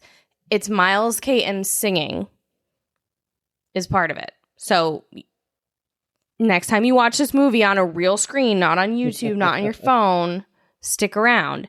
Anyway, I think the fact that like the people who managed to survive for 60 years as vampires, they're people who couldn't be together in 1932 because they talk about like what happens if someone sees us together and they're going to make assumptions. And obviously, like, Loving versus Virginia was not until 1967. There were anti-miscegenation laws on the books until within the last 10, 15 years in certain places, which is nuts. And that's, and so having, a visually white person with a black person, particularly a white woman and a black man together, that how that's viewed by our society has changed over time. And so it's kind of beautiful that they that they are given this power, whether it's a curse or a blessing or whatever, but that allows them to live to a time when they can be together in the open. They can be a couple in public at nighttime, not in the day. But I think that's kind of beautiful. And I think another kind of piece of the mythology that we talked about was, Annie kind of explains that even if you kill the one who made them, they survive beyond that. And so it's even if you kill Remick, that doesn't mean the others are going to die. But then we see when Sammy hurts Remick that it's still a hive mind thing, because when he hits him with the guitar, everyone, their head goes to the side. Pain. Yeah. Did you notice that? Definitely. Yes. Yeah. So, but I think when Remick dies, that's so when Remick is alive, all the vampires that he made, he gets their knowledge, they get his, they've seen each other's mind. I think that's how Stack puts it. They have this connection, and they're all, because Remick is this powerful ancient vampire, he has some control over them. And I think it's when he is killed that's severed. So the Stack that we see trying to get Smoke to let them in and trying to let, saying, let me turn you and all of that, that Stack is being influenced by Remick. Right. It's not exactly Remick, possessing him or something, but there's a connection. And then once Remick is dead, Stack is clearly there's a difference in who Stack is himself when we see him in the 90s. He's a vampire. Right. And Mary too. Right. And I think that was a very cool piece of it too, because I think at first you see them walk in and you're kind of nervous. Yeah. You're are they hunting him? Did they finally find him? But then they clearly there's not a bloodlust there. I think, you find in other vampire movies and other vampire stuff too, when vampires are first kind of when they're first turned, they're fucking primal. You know what I mean? They have access to senses that they didn't have before. They hunger real bad. Then you find that the older vampires have a much more, they're able to be, they can influence, they can, they're more mature. I don't know. There's a lot of different vampire stuff. It's pretty, I think that's why I like it so much. So cool. All of it's so cool. The vampires. Fuckers. Whoa, I gotta tell you, a couple things I need to brain dump. I meant to brain dump it before. Let's do it. Before spoilers.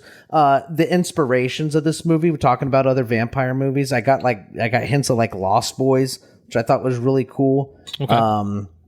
I got hints of 30 Days of Night, which I thought was really cool. What I thought he was going to say. There's one obvious one that has yet I to be wasn't mentioned sure so far on the pod, but it one of us is going to say it if you don't. The Anne Rice stuff was pretty cool. I feel like that was still. Maybe it's just present because it's southern United States. I think a lot of people have made the comparison to From Dusk Till Dawn. Yes. From Dusk Till Dawn with like the nightclub stuff and all that. Yeah, I think especially the genre shifting stuff, because really kind of what we sort of talked about, like the first half of this movie is pretty straight up. There is the scene a historical movie of Remick with Joan and Bert, but that's not till like even that, I mean, third of the way into the movie, right? And until they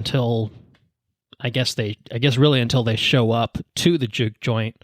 Mm-hmm. The three of them. She's almost. That's really where it pivots, right. from. It's really not until Mary goes out there. Yeah, I guess that's true. That's true. Where they're standing at the door singing "Pick Poor Robin Clean," and they're like, "Oh, this is pretty good." Yeah. It's still like funny. It's still light. It's still right. And even when she goes out there, like it still seems friendly. And then until the flying. Last you go. Yeah. Yeah. God, the music. It's fucking bangers. Honestly, this is one of the first times I've done this in a while. I wrote out notes on my phone of like things I want to talk about. I see there was a time, this is watch, review, repeat lore. There's a time where like on the script I would write my thoughts out and like these are the things I want to talk about. And then probably 100 or so episodes ago, I was just like, I'm just gonna go the Andrew way and just like right vibe. around, it's just vibes, whatever the vibes are. Is that like right around when we started dating? Yeah, I don't know. I'd have to do the math on that. But I kind of just like I know what I want to talk about, and this is a movie where I'm like, in some ways, there's so much that we could literally be here for hours upon hours just talking about this movie alone, and we've already been here for probably an hour plus talking about it. And it's deserving of that, and no regrets. But I did kind of feel like, well, I want to make sure that when I go back and edit, or I don't want to like have regrets. Like, oh shit, I wanted to talk about that. Oh shit, I wanted to talk about that. You guys should just start a segment on your at the beginning, like before you get to news. Be like, sometimes what do you wish you'd said? Sometimes I do that. Like, that's what I'm saying. There have been moments with previous just now things there that were we've covered things that I wanted to say in non-spoilers that I Yeah. Well, yeah. Well, you still got it out in the same episode, so you're covered. Yeah, right. But what you said about the music, that's the number one thing for me is the music is such a driving force in this movie. And, made by Mutant, they're putting out, there's pre-orders available for 2 vinyls. There's one for the original score. There's one for the soundtrack. And we've sort of, I guess, talked amongst ourselves about like, I don't know, do we need those? And see, the thing for me, and maybe you agree, I don't know if you feel the same way, is like, the music is fantastic. Yeah, it's so good. But it's very vinyl worthy, or it's very vinyl like. It is, but I'm also like, would I ever be in a situation where I would rather sit down and listen to the vinyl, or would I just watch the movie? You know what I mean? That's the thing, because I think we treat our vinyls a lot as like vibes. Like, what do we just want to vibe to?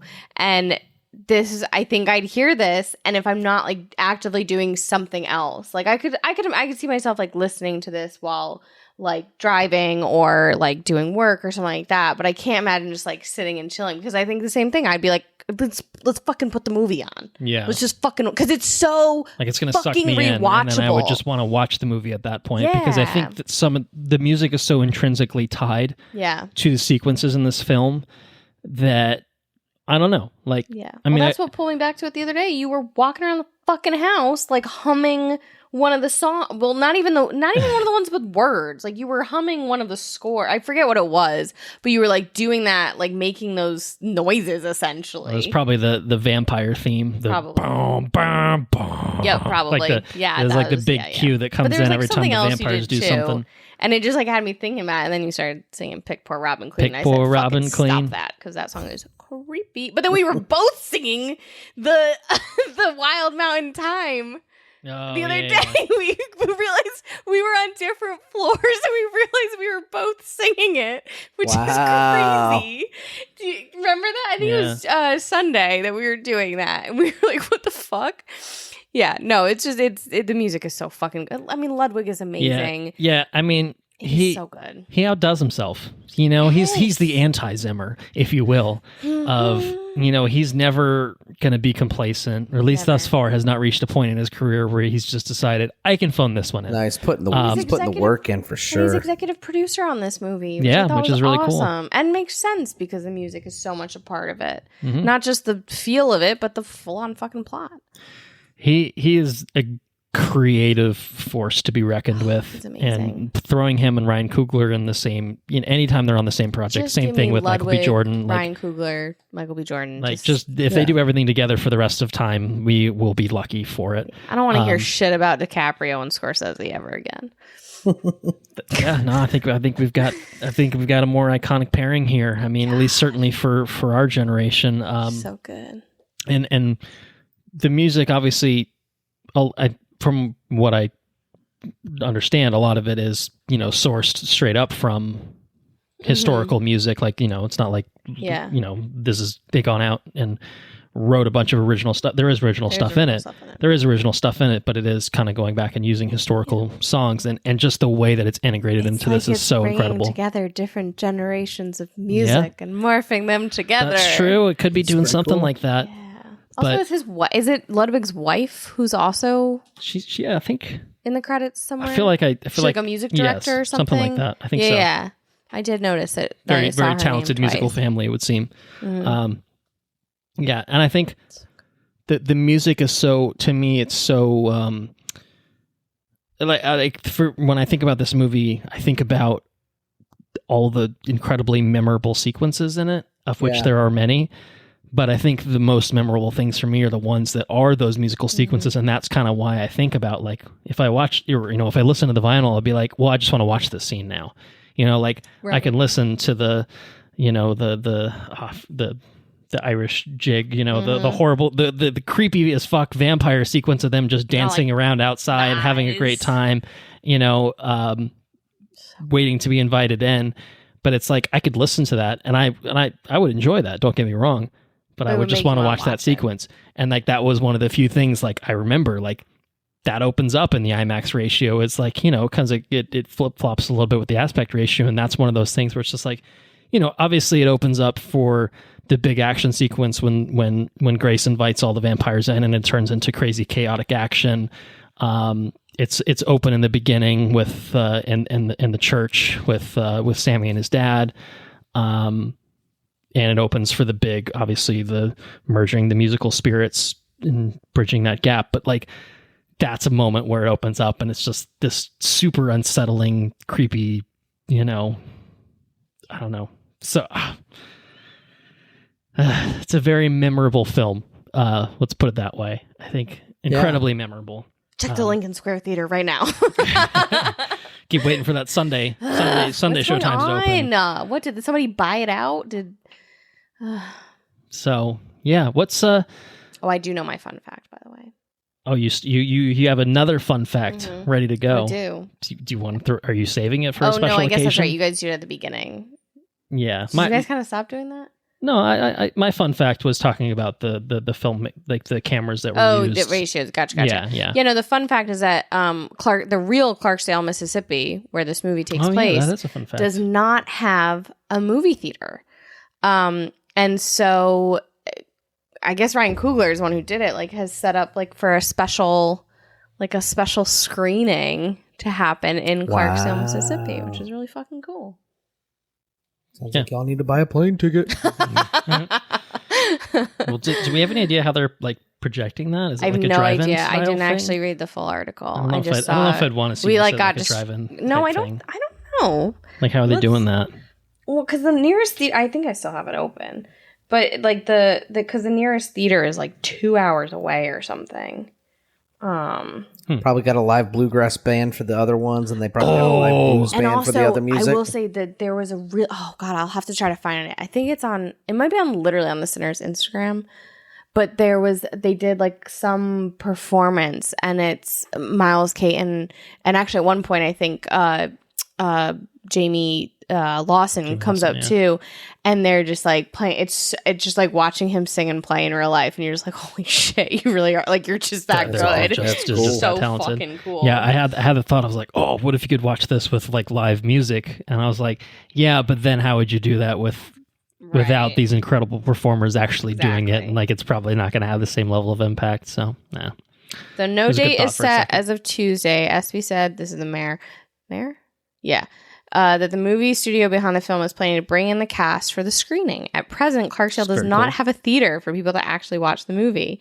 But yeah, no, it looks like there's not the full plan yet, but they're like, we're doing it. Yeah. So it'll be interesting to see what happens there. And it is cool that like some of the cast is going to come. So yeah, no, that's really cool. That's and it's such a good idea too. It's really neat. I have two final questions, inquiries that I'm going to ask the group. But before I do, I want to make sure that everyone feels like they've said everything that they want to say. I've made a point of, obviously, I want to say what I want to say. So, Andrew's raising his hand. One of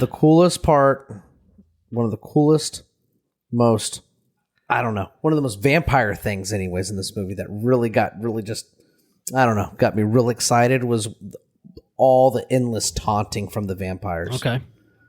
And I think it's probably present in a lot of vampire movies. I feel like it's mostly present in one. I can't think of which one it is, but just the constant outside of your house, like we're over here jamming or we're over here talking shit or this or that. You know what I mean? Just to either you let me in or you're coming out here to deal with it. One of the two. Well, just sorry to interrupt, but like probably one of the funniest lines in this, and also like the best delivered, is actually when Stack is still technically inside, and Swoll goes around, Stack, is this you? Is that you? No, it's Jim Crow.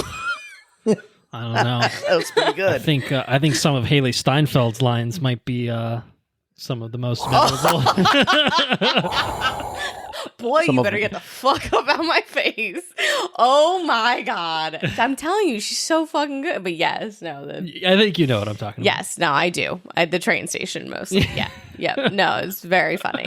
But yeah, that's like every line delivery from her was so... And she is someone who like... I mean, you think back to like Pitch Perfect too, and when she fucks up the sing off or whatever it is, and you're just like, ugh, you have so much secondhand embarrassment, it's so cringe. And I think at the time I just kind of thought that was her, and I kind of feel like Edge of 17 has some of that vibe or whatever. But this was like just such she wasn't a joke in this. Like even when she says these funny lines, she just like had this presence that I've never seen her have before. And it was just so fucking good.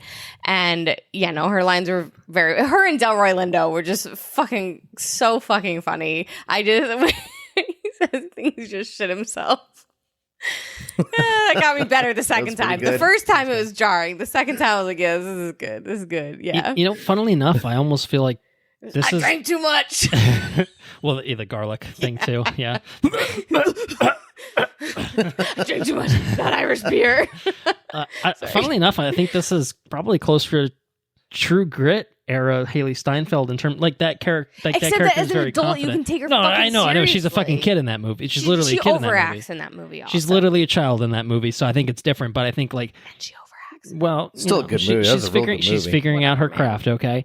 But I think that she's definitely played very different characters, and I just think purely in terms of characterization, this is closer to that than we've seen her do in recent years. Yeah. So, that one scene was real spicy. It was a little spicy. Well, there's some spitting in the mouth stuff going on too. You're drooling. Yeah, you want some? Fuck. Oh, shit. I tried to describe that scene. It's so at work. Funny. Like, what movie? What are you watching in theaters? Well, and the thing is, you're watching this in a fucking sold out audience. Both times we went, it's sold out. When you saw it, it's sold out. Like everyone's I'm elbow in to there. elbow with two strangers, and I'm just okay. Yeah. Well, and there's some. Hey, that's my cousin. Hey, and he brings Grace over, and that's going on behind that door. Oh my God! Something's going on. Yeah, and she's like, it's an explicit movie without being explicit, if that makes sense. Yeah. And it's not hiding what's going on. No, but it's not like it's filmed not in a way nothing in this is like gratuitous. Yeah. It's so fucking good. Really, I guess that's the encapsulation. It's just so fucking good. And so one of the best ones I've seen. I told everybody this. I think this is honestly one of the best movies I've seen since Dune. To me, it's the last time that we talked about how last year there were movies that I thought about a lot, like Challengers, like thought about for days afterwards. Sure. Civil War, but like I don't know if I ever want to watch Civil War. Was so fucking good. I don't know if I ever want to watch that movie again. Like, and I think that's one of the things about Sinners that, you know, it goes to like a different type of like the quality. Like that's something that there are really good movies that don't necessarily have that. And I think the biggest like comparison I feel like that I've had is Parasite. To me, is it like that's the best thing I can compare it to in terms of like this movie is not what I thought it was going to be. It has like these very like distinct, you know, genre shifting acts, and I think that's one that like you see Parasite and you just can't stop thinking about it. You tell everybody you know that they have to watch Parasite, and that's the last time I feel like that a movie has like made me feel like this. Yeah, I like the fact that I like that it's entertaining. It's wildly entertaining, right? I like the fact that it's genre bending. Mm-hmm. I like the fact that it's topical without being beating you over the head. You know what I mean? Sure. And I just think it's a well balanced, well told, well executed movie. Yeah. It's tour de force. If I could give it that, I think it warrants the tour de force branding. Yeah. I mean, I think we sort of talked about this. Like, what's the flaw in this movie? Like, I told you the what's the thing you don't like the about best this I can movie? come up with is like the blood looks too milky to me. Yeah, like that's you're And even the grasping first at time, straws. If I that's didn't what like you come Remek's to, death. You know? I thought, oh, that's like a little over the top. This is giving the like end of Wicked. Like, why do they ever flying around so much, doing too much? And the second time, I was like, no, that dude is old as fuck. He clearly has built up some resistance to the sun because he's flying in the daylight when we first see him get to the clan cabin. So like, actually, I think that was like I appreciate that more on the second viewing, and like even like I think after the first viewing, I was like, the Delroy Lindo jokes are like little. Not, I didn't feel that way the second time, and so the best I can come up with is that like, I don't know, the blood is a little too milky. That's like all I've got. I don't have anything. He's also else. arrogant. Who is He's arrogant? The Delta Slim? who? Remek the vampire. No, Remek the vampire. It's very arrogant. You know, as most older vampires usually are. See, They're I don't know usually though. very He has arrogant, he's like not arrogant when he's talking to Mary. When he's talking to Mary about stuff, he's not at all. I think and like even when he talks to Sammy at the end, when he's reciting the Lord's Prayer and talking about his people being taken over, I feel like he's still very like he remembers what it was like to be on the other side. Yeah, I don't know. I think that's just. I think he's a nuanced character, right?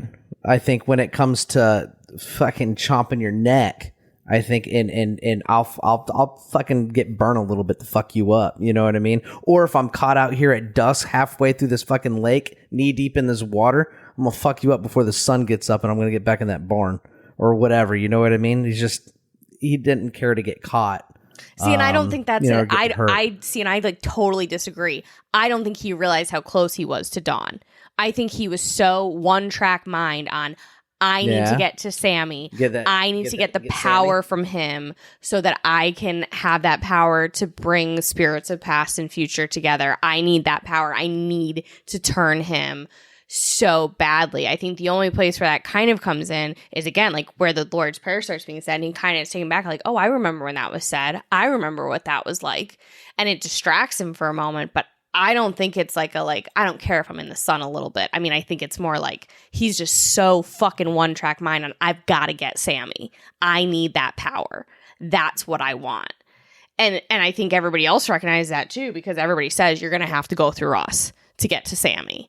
And there's a reason that multiple people sacrifice themselves for Sammy, because that's what Remek wants. Right. He wants Sammy. He doesn't care about anybody else. He just wants to get Sammy because he wants his power. Also, we didn't talk about it, but like shout out to the Choctaw folks at the beginning that were like, you're not going to listen to us? Yeah. You're on your own. Sun's coming down. See ya. We're out of here. Good luck. That was pretty funny. Yeah, God bless. Go with God. Good luck to you. Like, he like tries to help, but he's like, all right, these white people are not listening to me. All right, bye. See ya. And then that was kind of interesting too, because funny. They like in the like introductory like narration, like she talks about the Choctaw and she talks about the Irish, And she talks like it's just kind of interesting how it kind of like signposts that these are like the different. It ties together, yeah. Right, like in the same way that we're talking about different cultures, across generations. Like we see the African dancers and the Chinese dancers.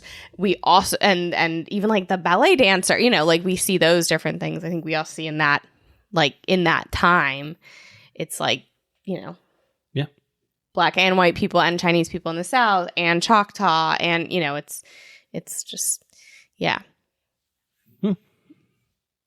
music and vampires, the things that bring us all together. They all go together. That's it. All right, I still have my 2 questions. Oh shit, sorry. No, you're fine. But before I do that, I'm going to ask 3 different questions. No, I'm just kidding.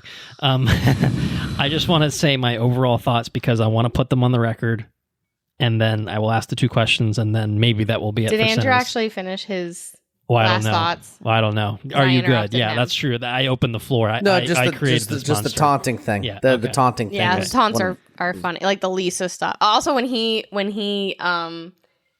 speaks Mandarin or Chinese, yeah, and it shakes her, so she's like, all right, it's time to make some Molotovs. Like it clearly like fucks with her head so much when she like. I mean, obviously the fact that he's speaking, but also like the shit he was saying was fucked up. Yeah. It's almost like, did you ever see that movie where with Keanu Reeves and Bill and Ted? I can't think of his name. No, where he's the devil and he's a lawyer. Devil's advocate. Literally, the devil's advocate. Yeah, that's it. Yeah, he's like sort of an advocate for the devil. Yeah, right. What's that movie called? That one when he starts speaking Spanish on the subway. That was pretty. Anyways, that's what it made me think of. But I digress. No more ideas. No more interruptions. No worries. All right, what are your fucking questions, bro? Well, my thoughts before my questions. This is my 5-minute monologue section. No, I'm just kidding. This is a complete package of a movie, and I think that goes to the thing I did sort of ask, which was not part of my 2 questions of like, what's the flaw in this movie? And like, I'm just thinking about this movie, and the buildup is incredible. The payoff is incredible. Like, all components of this are incredible. The performances are incredible. The music is incredible. And it really is just kind of this, when's the last time you've seen something? I mean, like Andrew and I were predisposed to Dune. I think certainly by the time of part 2 coming out, having read the original Frank Herbert novel, like it was just so cool to see that adaptation. Here, this is kind of out of nowhere. It's original, obviously using vampires. We've seen lots of vampires, but we haven't seen them quite like this, even though there are other traditional aspects, which I love. The infusion of the hive mind sort of lore, the music side of that. I don't know. It's just this really impressive package. And I guess we neither of us have seen Fruitvale Station, but like Ryan Coogler is an incredible filmmaker. I maintain that first Creed is maybe the best movie I saw in 2015 or whenever it came out. The first Black Panther obviously is one of the best MCU films, even if it's not my personal favorite. Like I think I can respect the fact that most people would probably objectively put it as like the best Marvel movie out there.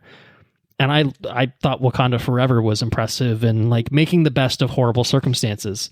And this, despite all of that, I think this very well could be Coogler's finest. I mean, obviously Black Panther is like a unique thing. I think this has probably more broad appeal, and I think it's probably a little bit deeper in some sense. I was not a huge fan of Wakanda Forever, so to me, this is just in a totally different league. Well, I think it's definitely a different league than Wakanda Forever, but I think I like Wakanda Forever more than you do, but it's probably his weakest overall. But again, it's almost like kind of obviously he did what he could. Yeah. And I think that in lesser hands could have been worse. Could have been a lot worse, I guess. Sure. Yeah. But I think to me, I don't know. This is so good. This kind of feels like what Nolan did with Oppenheimer to me, of just like, like just kind of like it takes a few movies to really kind of arrive at the thing that you put all the pieces together, and to me, like, because it's Ryan Coogler doing something original, and obviously that's not Nolan doing something original with Oppenheimer, but I think Nolan's See, at to his me, best when he's adapting. See, I don't know. To me, it's more Inception. To me, I put it more on par with Inception because I feel like that was a movie that everybody was fucking talking about. I just think that Inception was just like so novel and so unique and so original, and I feel like everybody was talking about it. And I, obviously, I think Oppenheimer is great. I'm not disputing that, but I just don't. I think part of the problem too is that Oppenheimer, like, there was. Not just because of Barbenheimer, but like there was anticipation. Like there was a huge expectation of Oppenheimer and there was a huge buildup. And I do think that expectation affects it too. But I also just think that Oppenheimer, it was really long. It is very dark. I don't think there's any funny scenes in it. Whereas this has everything. Well, that's not the point I'm trying to make. Oh. I agree. I think that Inception is a better one-to-one comparison as like what the film is setting out to achieve. I'm purely talking in terms of craft, like the craft of filmmaking, where The culmination of all the pieces. right? Like you've made these movies before, and it's because of those movies you made. It's because Nolan made Inception. It's because Nolan made Dunkirk that he was able to make Oppenheimer. And I think for Coogler, it's like, he's kind of almost like. He's done a lot of like adaptation type stuff. Creed is based off of existing characters. Black Panthers are based off of existing characters. Fruitvale Station is based off of literal history and awful history. And this, and obviously Oppenheimer is very much based on history, but just in the sense that like it took all of the things that were made prior to that for this to be made in this particular fashion. So like this is Coogler. He has perfected his filmmaking craft, and then now he's infused on it this original story that he has written himself. Like, that's really, really interesting. So Oppenheimer is less of a good comparison in terms of the actual story itself, because it's obviously just a biopic. But sorry to cut you off, but again, I do think that not just in terms of a one-to-one, but I also think in terms of career trajectory, I guess that's more true. Inception Because he's so young. Right, Coogler that's true. is so early Like, in if his we're- career. He's Yeah. so early in his career. That's fair. He's That's fair. so young. Like, think about how awesome we thought Inception was, and then think about what we got after it. Like, that's how I feel about this. I'm like, I cannot fucking wait. Because if you're thinking to about see what trajectory, What are you going to make next? this might be yeah. like my favorite, and this might end up being his, magnum opus. Like this may end up, but like, holy fuck, he's so early. Like I'm That's so true. We don't fucking know. excited to see Like, what he does next. he needs to make, like- it's gonna be awesome. he needs to make like 5 or 6 more films before we can arrive on. Oh yeah, I guess that was the Oppenheimer. In Right. retrospect. Or That's was it fair. the Inception? Or was it the Dark Knight? Yeah, Like who that's knows? fair. Well, and actually, the Dark. We've got the. Just, we've I got guess Black I was Panther and latching Dark on Knight, and then we've latching got on Oppenheimer. We were gonna is get the just Odyssey, like yeah. Well, we'll see what he does with that. That's true. Nolan's still going. He's not done. So he's not Tarantinoing it. And 10, I'm good. I'll let David Fincher direct my shit from now on. Yeah, we'll see how the. I have So, very all right. low I digress. expectations. I for the digress. Odyssey. Low expectations. Oh my I goodness. cannot we can't talk fucking about this take right Matt now. Damon seriously in anything. I also Me? have Fucking serious Matt Damon's I also fucking have Matt Damon. serious qualms about the costuming already and about some of these casting choices. Oh, it's fucking Matt Damon. He Well, we looks know that the ripped. cast It's so itself is good. incredible. I guess the question casting arrives choices. at The who are they cinematography is going to playing? be unreal. It's going to be beautiful. We'll see. We will see. Be a Very beautiful movie. concerned. Has Nolan gone too far this time? Stay tuned. Anyway, those are my overall thoughts. My questions. Favorite sequence. If you had to pick one, what's the most memorable or impactful or memorable sequence for you guys? I have one for me, so I can start if I'm putting everyone on the spot. It's one I've already talked about, that we've already talked about, to be fair. My favorite sequence is when the music starts, or I guess whenever they call Preacher Boy up to play his first song in the Okay. And then then it that becomes the builds to the generational generational sequence. gap. Yeah. that was a massive fucking sequence. That was Did it throw you off at first, or were you like, oh fuck yeah, when you started seeing no, it was Electric oh fuck Guitar yeah. Man? It was like Okay. I'm sitting. My back's not totally in my seat. Okay. I guess I just don't practice good posture, I guess. and then it opened up and I'm like, oh man, this is it. This is going to be good. And then I knew moving forward, like all the vampire shit is going to be from here on out, the movie's going to be slapping. Like we're going places now. Like you know what I mean? You've had that set up and then it's go. You've hit exactly. the light has and turned green. I do think even though I love like the different like generational stuff and I like the dancing and obviously music is really good, I do think that moment where like Sammy's really into it, everything's burned down, and then you just see the vampires walk, the three of them with like, the whole flames all illuminating them is just a very it's an incredible shot. It's the visual explanation of what Sammy can do from the beginning of the thing. This is the character that is the nexus of all time. You know, he's the nexus of the spirits together. And everything. Right. Yeah, he's bringing the natural with the supernatural. He's bringing all these people together, and I think it's very striking. Obviously, I like the moment of "Come on in, you motherfucker," but I think to me, the like sequence, I guess, that I like, and this is kind of a repeating sequence of them like driving down through the cotton fields, but when they do the like silent scene of the truck coming in with Annie and Smoke, and they do the car with Cornbread and Delta Slim and Stack, and it's like the happy time before Sammy. Shit gets just that the literal like them coming together and like the twilight color scheme, and just the way just every shot of them driving down the cotton field was so interesting and beautifully shot, and because each time we saw it was such a different vibe and different point in the story, I think kind of that last bit of them coming in, because it's just like, okay, all the setup's done, here they are. And I just think that's a really cool sequence when in like the dusk they all arrive at the same spot. Yeah, nice, good pick. My pick is something we've already talked about. It's the little Irish jig, that is pretty funny. Because I just think to me that's like the most to me so unnerving. It's so unnerving, and it's just like at the perfect and yet moment. high energy. Rocky Road to Dublin. That's Rocky Road. Yeah. Like it's because it's at that point where shit has hit the fan, but not completely hit the fan because it's obviously pre. This is where they're out Everybody jamming. They're out jamming up there. Yeah, they're out jamming out there this is at the point where Stack has already been turned. Yeah. Cornbread has been turned. Mary has been turned, and it's when we realize that everybody, well, not everybody, and then else, everyone that but everybody got out who of the tried to joint. walk home from the juke joint, you realize, oh shit, they got all of them. Yeah, and so that's part of the taunting thing. Maintain that is part of the taunting thing. That's true. That some people made it home because a lot of cars are missing. Yeah, anyone that drove off I think anyone who some vampires drove maybe is fine. That's what I've decided. Yeah, to me, that's just like it's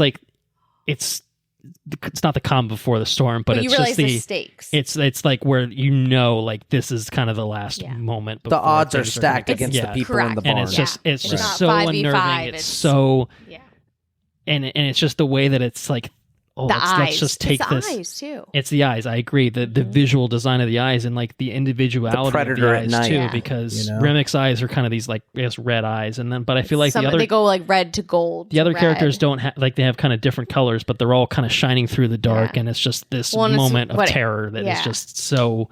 And it's what Andrew said about like the primal, like because they're all like some of them are like low to the ground, and they're all singing, they're all dancing, and even when Stack does a thing where he like shakes his head, like it's just like they're all fucked up vampires, and then Mary's I think still got the blood all over her from turning Stack, and then Cornbread's got his jaw half blown off, like they're all just so fucked up looking, and Remick, Bert, and yet they're and all Joan dancing are all bloody because because they've turned all these people that were walking home, and it's just this it's a pretty good moment, just awesome moment of just like like I'm not rooting for them, like it's terrifying, but it's fucking memorable. But they're interesting. They're not. You like give a shit about what they have to say and what they're doing and what.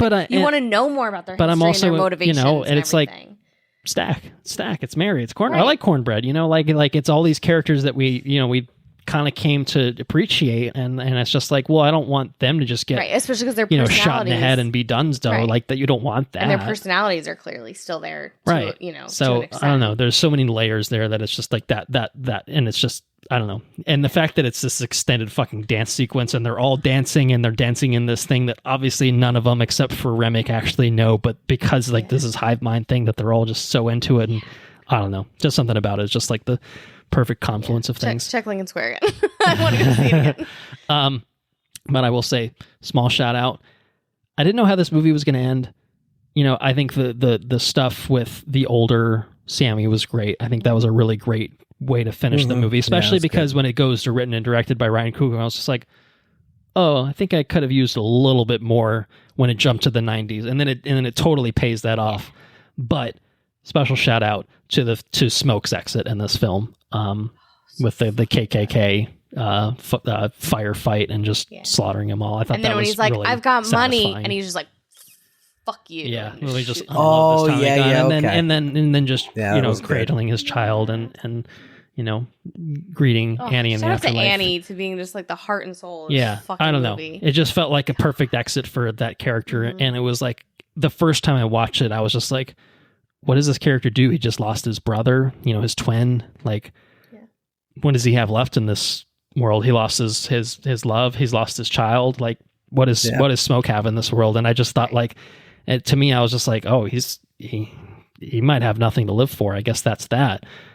And the fact that he's just like, "I'm gonna go out taking these fucking racists with me," I was just like, "Hell yeah, this is fucking awesome." So I remember distinctly that shot of him in the I guess the wife beater in the early teaser with the Tommy gun, and I was just like, and I had totally forgotten about that shot. And then when it came around, I was like, oh, there it is. They showed it to us from the fucking first footage that we got. Hell yeah. So cool. Yeah, they tell you Hidden that in plain he sight. survives. They tell you that he survives. Hidden in plain sight. They tell you that one of them does.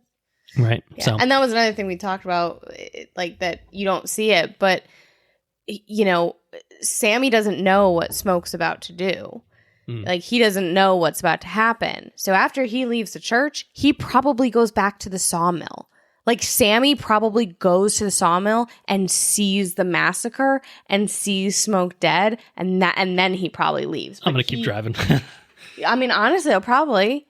Yeah. But hopefully he takes the money. I mean, honestly, he might. That might be what he does. He takes the money out of the juke joint and leaves. But, that's got to be part of it, too, is that Sammy walks back into that mess. Sees what happens. Sammy's end. Also another thing to talk about. Last question. Although maybe he doesn't, because maybe he does think Smoke really will kill him. That's true. Yeah, maybe. It's not lost on me that we all liked this movie. My final question is, do we want to see more? Sinners 2? Sinners spinoff? Do you want / need more? No, Leave don't ruin it. Leave it. Keep it as let is. it die. It's perfect. That's it. Okay. Don't fuck it up. I have one thing I would like to see. And I think that it would work because it could be completely detached from this while still being part of the same world. Prequel could work. I guess a general prequel could work. Let me see Remick. Sure. I want to see a Choctaw Vampire Hunter spinoff. I did think about that. Yeah, let's see Choctaw it. Yeah, because there's so little of them in here. Cool. I keep seeing people refer to them as vampire hunters. I don't think they are. I think they're vampire hunters. I think in the same way that Annie is a vampire hunter. Maybe they came to her land. They came to her people. She knows how to kill them. She's gonna fucking kill them. But they were chasing Remick, so yeah, because they knew he was a threat. They probably think he's gonna come back. Well, I mean, I'm just saying you have to kill every last one of them. I mean, they recognize that Choctaw Remick's a threat. They clearly know to get the fuck out of Dodge when the sun goes down. So I mean, and if Annie understands what vampires are all about, garlic, stake to the heart, etc. Like theoretically, that's a common knowledge sort of thing. So I don't know. I think Choctaw Vampire Hunter spinoff could work. Yes, I think prequel type things. Yeah, I'd be interested in. You could end it with that scene. Right. Yeah. You could literally end it with that scene. Rogue One. Rogue One Andor. That exactly. Shit. That'd be that's my personal vote. That's what I need. Yeah, I would take that. I don't want anything after. Like, I don't want to know. I don't need to explore the in between period. I don't need to see what Mary and Stack are up to. Right. I don't need to see what Sammy's. Don't touch that. Playing the blues, man. Leave that as it is. Playing the blues. And I don't even. I saw they're some vamping people, about. I saw some people talking about it too. Oh, let's see Chicago. Let's see. No, I don't need it. I don't need that. I don't see that either. Because then you lose the intrigue. Unless Al Capone is a vampire or something, in which case I also don't want that. No. You know what I mean? You know. No, I don't want that. No. Yeah. Anyway, that's it. I think. Sinners, final thoughts? We good? Have we done it? It's real fucking good, man. Real fucking good. It's real fucking good. I agree. Real fucking good. All right, shall we catch up on things? Oh shit! I forgot we still do that. Yeah. Well, if you want to, you can. You don't have to stay if you don't want to That's catch up on fine. things. I'll keep you guys on track. I guess. Well, you want to kick it to Andrew first? Andrew, Sure. you've been doing things over there. Not a whole lot of things. I mean, we started a show called The Pitt. Started a show called The Pit. Nice. That Do not that spoil fucking show anything. is unreal. That Sometimes thing's people need medical assistance. Spoilers. all I can say is I don't know how folks do it. I don't know. I watch an episode of this show and I feel stressed out. Sarah and I've been eating it up, and we do I try to do like 2 hours, maybe 3 hours if I'm real good. But by if the you end were of really committed, you would binge the entire season because Exactly. that's the full told- shift. That's what I told Sarah when we started. We gotta pound it out. This guy's doing it, and look what he's fucking running around doing. Tell me I can't sit on the couch and do it? Man, it is some stressful shit. That's what I'll say. How does it compare to, say, Grey's Anatomy as your comparison for medical shows? It's Yeah, no, probably so- like the season 6 finale of Grey's Anatomy, but for 15 hours instead of 2. Well, I don't know what that means, but This season, I haven't gotten that far. In all right, Grey's then I won't Anatomy. spoil it. But but I also will- that's when you get to the season 6 finale, just know that that's the first full seasons- episode of Grey's Anatomy I ever saw, and that's what got me to start watching it. Season 6. I feel like I have seen season 6. What's happening? Where have you gotten to? It's we watch it so sporadically. I couldn't tell you. I'm not sure. I can't remember. Okay, Time is well, a it's the fucking hospital circle. shooter, so I think you would remember No, that. I haven't seen that one. Yeah. I haven't seen that one yet. But what I will say is it is very intense. Heart rate's up the entire episode. The most intense, it is just like you said, think of the most intense episode Grey's you can and just fucking ride it 15 out. hours. They also, I feel like it's got to be more accurate. And I think Enrique has said that what he's seen is too accurate. He doesn't want to watch it. He's like, it's too real. I don't it's want too to close watch to it. home. Yeah. It's they talk real fast, and I'm not a complete put subtitles vessel, on, like, what's this- but what's at the this same jargon? time, there's a lot of medical jargon going on, and you got to really listen in to try to pick up on what's going on. But it's super super super good. Without I feel like there's minimal love triangle. So they are. It's Okay. fucking. It's in whatever drama, inner character drama that you do have. It feels so incredibly grounded because all the shit's going on, and they try to have the conversation, but you get what you can in between running around. It's a very very very good show. So we did start that. Nice. Yeah. What else have we done? Lots of fucking Toy Story. I've been watching Toy Story a lot, which is very good. I feel like we talked about that last time. Yeah, I think you did bring it up because you would watch through 4. I think. Can't remember if you had done Lightyear too. You might. Yeah, we did. I can't Yeah, remember. we did Lightyear and all of them. Yeah. Okay. All right. I'm recalling that. I think we talked about it. Then, yeah. But have you watched the classic short film Forky Asks a Question? Forky, yeah, you got to. Have you watched that? We've seen all the Forky Asso questions. I love Forky asks those. the They're question. so fucking fun. Oh They're my God, really good. so They're really funny. good. When those there's- first came out, I think I watched them with Emily. Yeah, those might be better than Toy Story 4. Forky asks a question. Just the way Yeah, you fucking act. Forky asks a question. They're the other ones are good too. The other shorts, they got a Buzz Lightyear small fry, which I thought was really funny. I haven't told you about this. I don't think we watched any of those. So Buzz Lightyear small fry, I think Andy it was Molly because this is after. yeah. Okay. Yeah, so Molly goes to Spoilers. fucking KFC, right? And there's like you know how there's like a little toys. Well, there's like a little Buzz Lightyear toy, and he's like, I need to get in. There's like a little Zurg, and he's like, I need to get out of here. He's like a little shit, you know. And Zurg's like, what are you doing? He's like, I gotta get out of here. And so he leaves and he goes and he takes the real Buzz Lightyear spot. He pushes Buzz Lightyear in the ball pit. And he goes home. Okay. And everybody's like, who the fuck is this? It's pretty funny. Then there's Partysaurus Rex, which is another really good one. That one's probably one of my favorites. They have bath time. And like there's all the bath toys. But I can't remember exactly how Rex gets over to the bathtub. But Rex is at the bathtub. And he's like, let's turn this shit up. And the party gets out of control and they got to call a plumber. It's really fucking funny. They're really good. I highly recommend them if you want like a little 5-minute short. Yeah, so we did that. I finished Daredevil. I think we talked about that.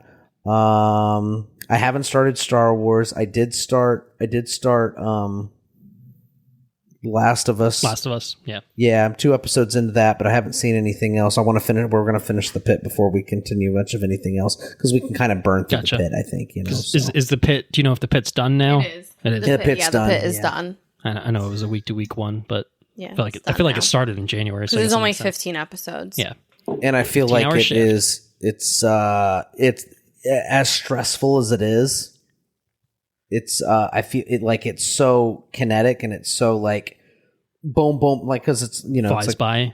Exactly. Well, it's just picks up right where it continues level. I feel like I would almost be a struggle to watch it week to week. You know what I mean? I feel because none of us will have that issue, at least for season 1 anyway. Yeah. I think it's been renewed for a second season. Yes, I think it has. that's I think it ends confirmed. on kind of a cliffhanger. I think it had to be. Oh man, bummer. They all died. But big fan of that show. We both are. We both like it a lot. Nice. I will tell Sarah that the long way home, I think is what it's called, starts Friday. Yeah, it's the new one. Yep. I couldn't be more excited about that. The Ewan McGregor and Charlie Borman show, like they do the motorcycle adventures. Oh yeah, I'm gonna end up There's pushing Star Wars further out. You know, it's kind of crazy, but I mean, we haven't started it ourselves, so you know, we'll get there. You know, I think we'll cover it at some point on the pod, but it may not be right when the whole season finishes. It's kind of our norm, right? So it's okay. Mm-hmm. Yeah, that's true. But yeah, so that's about it, man. What have you guys been up to? I'm gonna walk through it because I can do it faster than you. Go for it. I'm gonna go touch on what you said. So first of all, The Pit is on our list, but I insisted that we watch ER first. Okay. And so all 63 It's got the same actor. It's got the same actor, yes, I think. It's Noah Wiley as a doctor working in an ER. But it's not related. Chicago. But Correct. don't tell that to Michael Crichton's wife because she's suing over The Pit because it's completely different. Yeah. But like my parents watched ER like when it was on like religiously like every week. And so like I would like hear it and I wasn't allowed to watch it. And then when I was, like 11 or 12 and figured out how to torrent shit, I watched most of it. Excuse me? I'm sorry, what? You did what? You did what? Actually, it wasn't even torrenting because I didn't do that. Was like those. Were you using Napster? It was post. Were you using Napster? What are you doing over there? No, it was like 1, 2, 3 Kazaa? movies or whatever, like that kind of 1, 2, 3 shit. movies. Yeah, you're not even. You Solar literally have a movie, torrent like client. that kind of shit. Yeah, yeah. And which is why like there are a bunch I didn't. You use Solar movie too? Yeah. Well, no, I mean, no, I wouldn't, but I know people that did. Oh man. Kazaa that shit. But there's definitely episodes I didn't see because you'd like go in and be like in a different language, or it'd be like, wait, this is the episode before it. Why can't I find it? Or like, like I watched a handful of half animes the episode with something is like that. Cut off or whatever. And I'd seen the first 5 seasons like twice, and the second time I did like watch all of it, but there were so many episodes missing that I like didn't really, and so we're watching it on Max, and we just finished we just started the 9th season. Yeah, we're into season number 9. When did we start it? It was after we moved, wasn't it? It was after we moved, yeah. I mean, honestly, not that long ago for having watched, because it's a nice thing where it's mindless. It's mindless. You can put it on. You don't have to exhaust any sort of brain energy, but also I don't need to watch it religiously. Right. You don't need to watch it religiously. I like put it on when I'm making furniture. So like there are episodes that were just background noise or that I just straight up missed entirely. Like I usually lock in like beginning of a season, end of a season, or like a character exit is happening. There have been episodes where I know it's about to like the Lucy Carter It's episode. like, I was like, no, you have to watch this attention. episode, and you're gonna need to watch the second one. So make sure you're ready for it. I can go in and out, and I think that helps with the pace of watching. And it helps because I've seen it. Yeah. So I like know stuff that's gonna happen. Like I know all the major. Although we've had a couple where I'm like, I don't remember this episode at all. Yeah, it gets pretty intense, It gets pretty ridiculous too. Yeah, but it is ridiculous. interesting watching. Sometimes helicopters are involved. But it is interesting, like watching Noah Wiley, like when he's really young as a doctor, and I think it'll be interesting for like you to have that background. Well, it's been interesting to watch him over 8 seasons. Right? No, he's changed a lot from baby intern to med student, I guess, chief resident now or whatever. Yeah, even though he's an attending, it doesn't really make any sense. I don't care. Yeah, it's kind of gone off the rails. It's not really accurate anymore. But yeah, so we're watching tail rotors. Yeah, we've had the first helicopter incident. Somebody get mangled up by a fucking helicopter in that show? I don't know. It can neither confirm nor deny. Wow, that's pretty intense. That one, I was like, wow, I cannot believe this aired on It's TV. pretty graphic. It is. Are they saving this person? Graphic. This person gets saved? Yeah. They just shred their leg or their arm or what it did? No, it fully, it takes his arm off. Mm-hmm. And they show you it happen. Yep.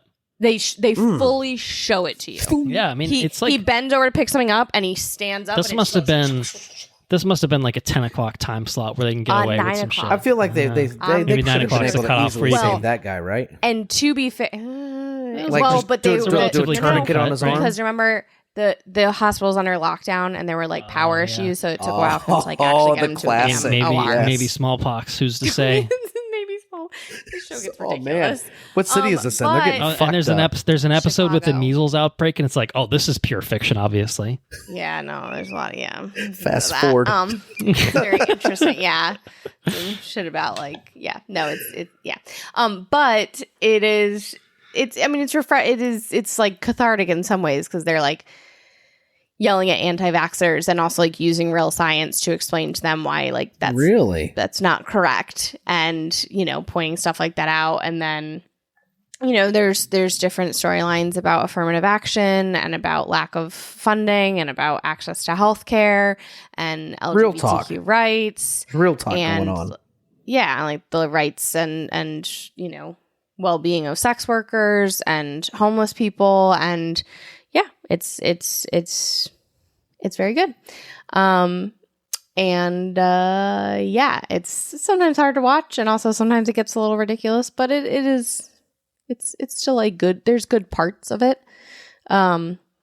So yeah, no, it's definitely interesting to watch, and I think again, like it's an interesting background. So if like you get to the end of the pit and you're like, I want more Noah Wiley as a doctor in an ER. Go back to the to ER, and it's on Max, and it's and it's fun like watching it too because it started in like 94, and it's very interesting watching like people guest star on it who you're like, whoa, like that's an Oscar when it I mean it's where Clooney got his start. Really? Yeah. In ER? Yeah, that was his like first big role. How about that? And he left to become a movie star. But yeah, no, there's like a bunch of people on it, like there was an episode we watched where Octavia Spencer guest starred for one episode. It was wild, and it was like, oh my god, and like Julie Bowen had an arc on it, like a really random arc, and we just watched one where there was an arc with Christina Hendricks. Christina Hendricks, I know that name. Joan on Mad Men. I don't know Mad Men. And in it, her husband is played by the guy who plays Rufus Humphrey on Gossip Girl. Plays Dan and Jenny's dad. So that was wild. So anyway, we also we did watch Conclave finally, which is very appropriate given the day that we were recording on. Very timely. There is no new pope as of today. There was black smoke, but That was the first day of the conclave, though. Correct. Correct. New pope. So, yes, we did in fact decide to watch it because the pope died. Yeah. Well, Angels and Demons does Conclave better. I'm take. fully joking. There's parts of it that are more interesting. Conclave was fine. I think it's good.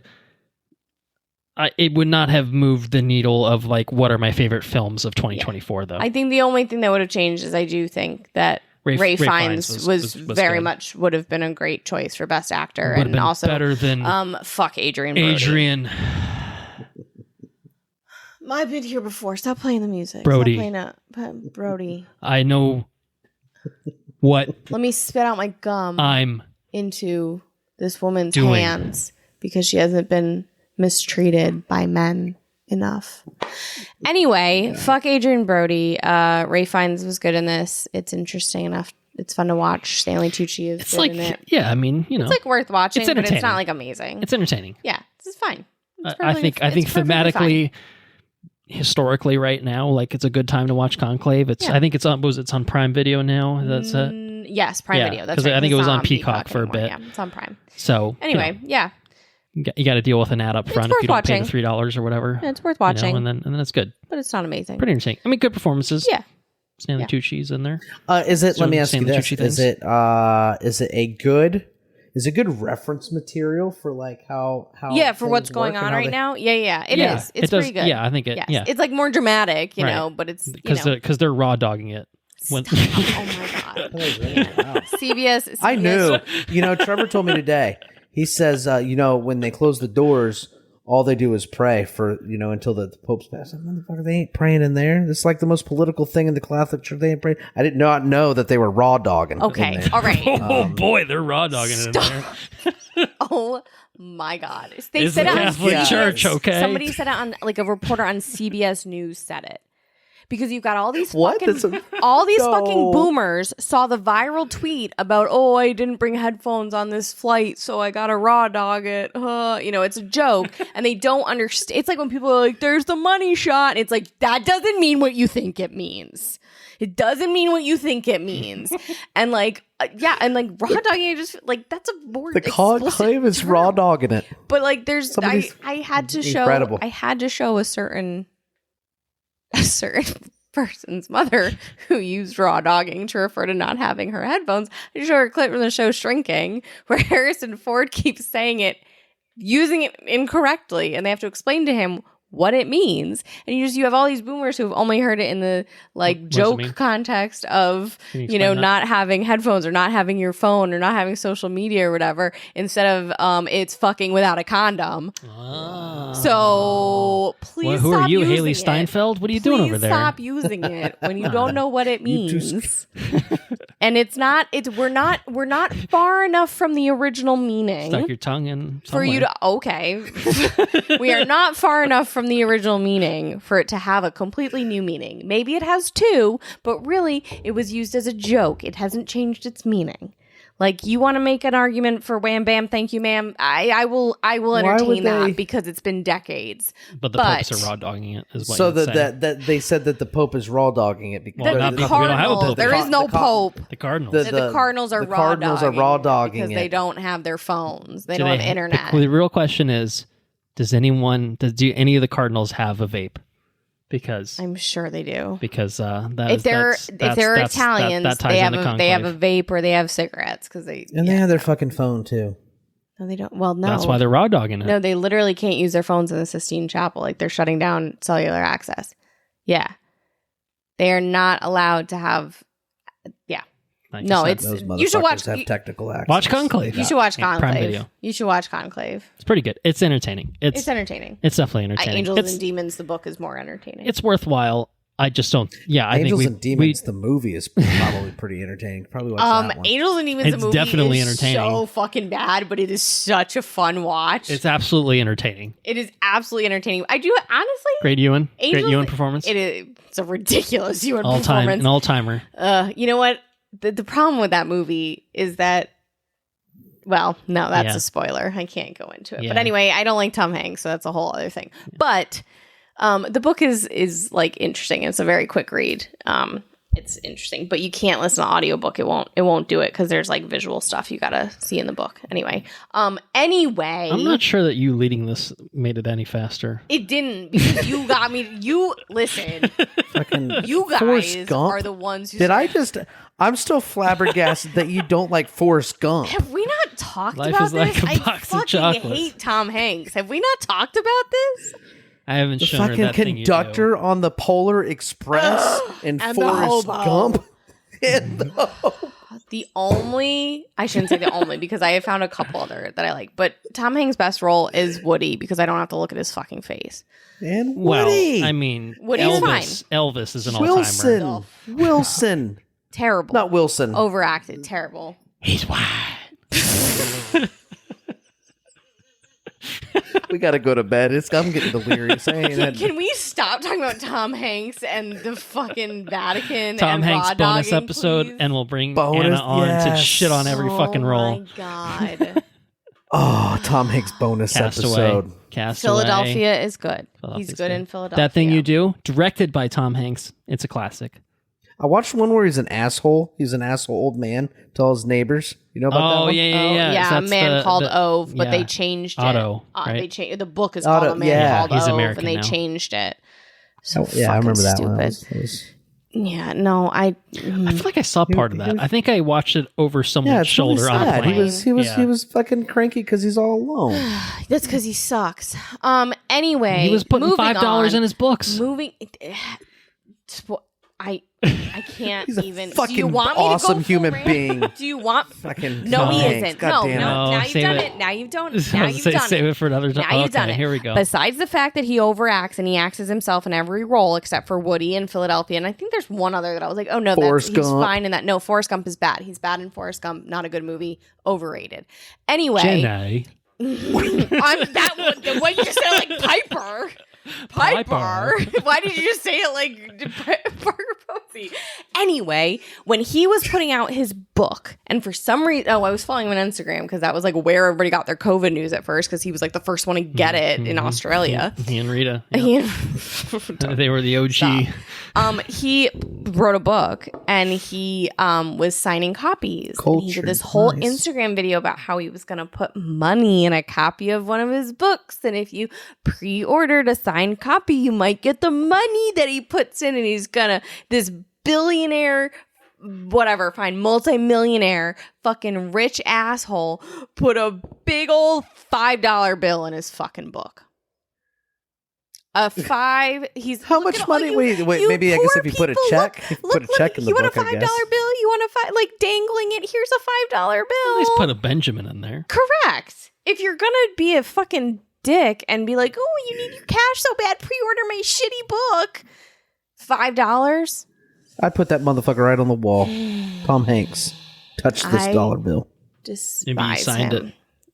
He's overrated. Deface that I never currency want to with see his his signature. face ever I may again. not be a smart man, but I know a nice man when I see him. Better performance than any Tom Hanks has he ever given, gave except for Woody. that book reader $5. That's nice. Catch Me If You I Can. got no. I listen. That's Brendan the other one. Sanderson ain't. That's the other one. Brendan He's one. fine Brendan in Sanderson Catch Me If ain't You never Can. got me Good fucking Hanks in there. $5. He's fine in Catch Me If You Can. That's a good movie.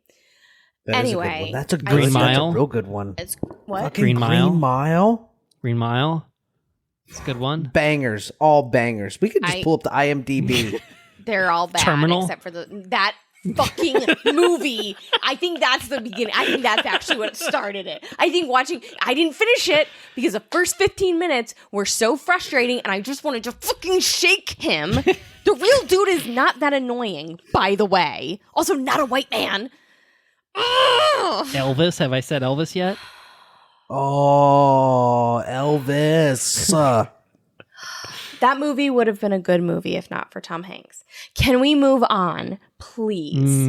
Yeah, I guess we can move on. All right. So after Conclave, what did we? Well, I'm jumping around a little bit here. Go for it. We have watched a few more episodes of Daredevil. We're still on season 3. Yeah, Daredevil, to say the original Netflix incarnation. We have not arrived at Born the Again. first few episodes of season 3 of Daredevil are a tough watch. Again, It's- talk about wanting to reach through the screen and shake someone. It's it's slow. They're not bad, but it's slow. See, No, it's that Matt's fucking annoying in it. He's a dumbass. Yeah, I mean, he's oh pushing, man, these are all the hot takes. He's being Anna's stupid. hot pushing takes. away. You know, his. We need a special segment called Anna's Hot Takes. Well, I guess that's where we are right now. Where We've she just arrived here. shits on everything that I love. Everything Matt that you hold Murdock. dear. Anything else you want to Fucking- hold I dear? love Tom Matt Hanks. Murdock. Did you- I love Daredevil. Did you I like just am Sinners? saying it's Actually, a little it bit sucks. hard. Shut up. But it's a little hard to watch the beginning of Daredevil season 3 because Matt's being all pissy and stupid, and he's a whiny little bitch. He's a little emotional. He's a little rocked by the events of the Defenders. But He's then lost his beloved. He's just being rude to He the got nun, a building fell on him. and then he's just being rude to Foggy. He was be rude. rude to fucking He was Foggy, rude. too. Don't follow me. He stole his fucking bar ID. He did. That was rude. It was Should get very disbarred rude. for that. Very rude. Very difficult. Anyway, yeah. So we've watched 5 episodes, 6, 5 or Something like that. 6. Yeah. Yeah, I think we'll 5. get there. We'll finish it this weekend, hopefully. I think we're getting to the point where shit's moving. Yeah. We got a bullseye bullseye introduction. Kingpin is out of prison in his penthouse, his little cell. Bullseye's a psycho. And Matt is being a little bit less of a bitch because he's being kind of forced into Not being a bitch. not being a bitch and having to do something about what's going on in the world. So we'll run through season 3 and then Born Again's on deck. Yeah. We've also the other at least for me mindless show that I don't have to watch every episode of, but I dip in and out while Colton's watching it is Reacher. That's right. What What's a that fucking about? ridiculous show. It's about a very large It's man. fucking huge. Oh, Reacher. Oh, thought we were raw dogging again. Well, I do know about Reacher. Reacher is a fucking mammoth of a man. He's a large man. How the fuck did Tom Cruise get cast as Reacher? He's a large man in his own mind. Yeah, when he wears his heels. In the eyes of Xenu, Tom Cruise is very large. What? Xenu. Spreading the gospel of Scientology. Oh, okay. All right. I don't want to get targeted by them. No one's listening to this. We're fine. That's fine. Yeah, Reacher. It's fun time. It's entertaining enough. I mean, Large you've man, watched probably collectively 15 minutes of the 5 episodes that I I've watched watched. most of that last episode when Yeah. they were when that So- lady beat up the guy at the strip club. Yeah, that's true. That was 5 The minutes. sequence. environmental stuff.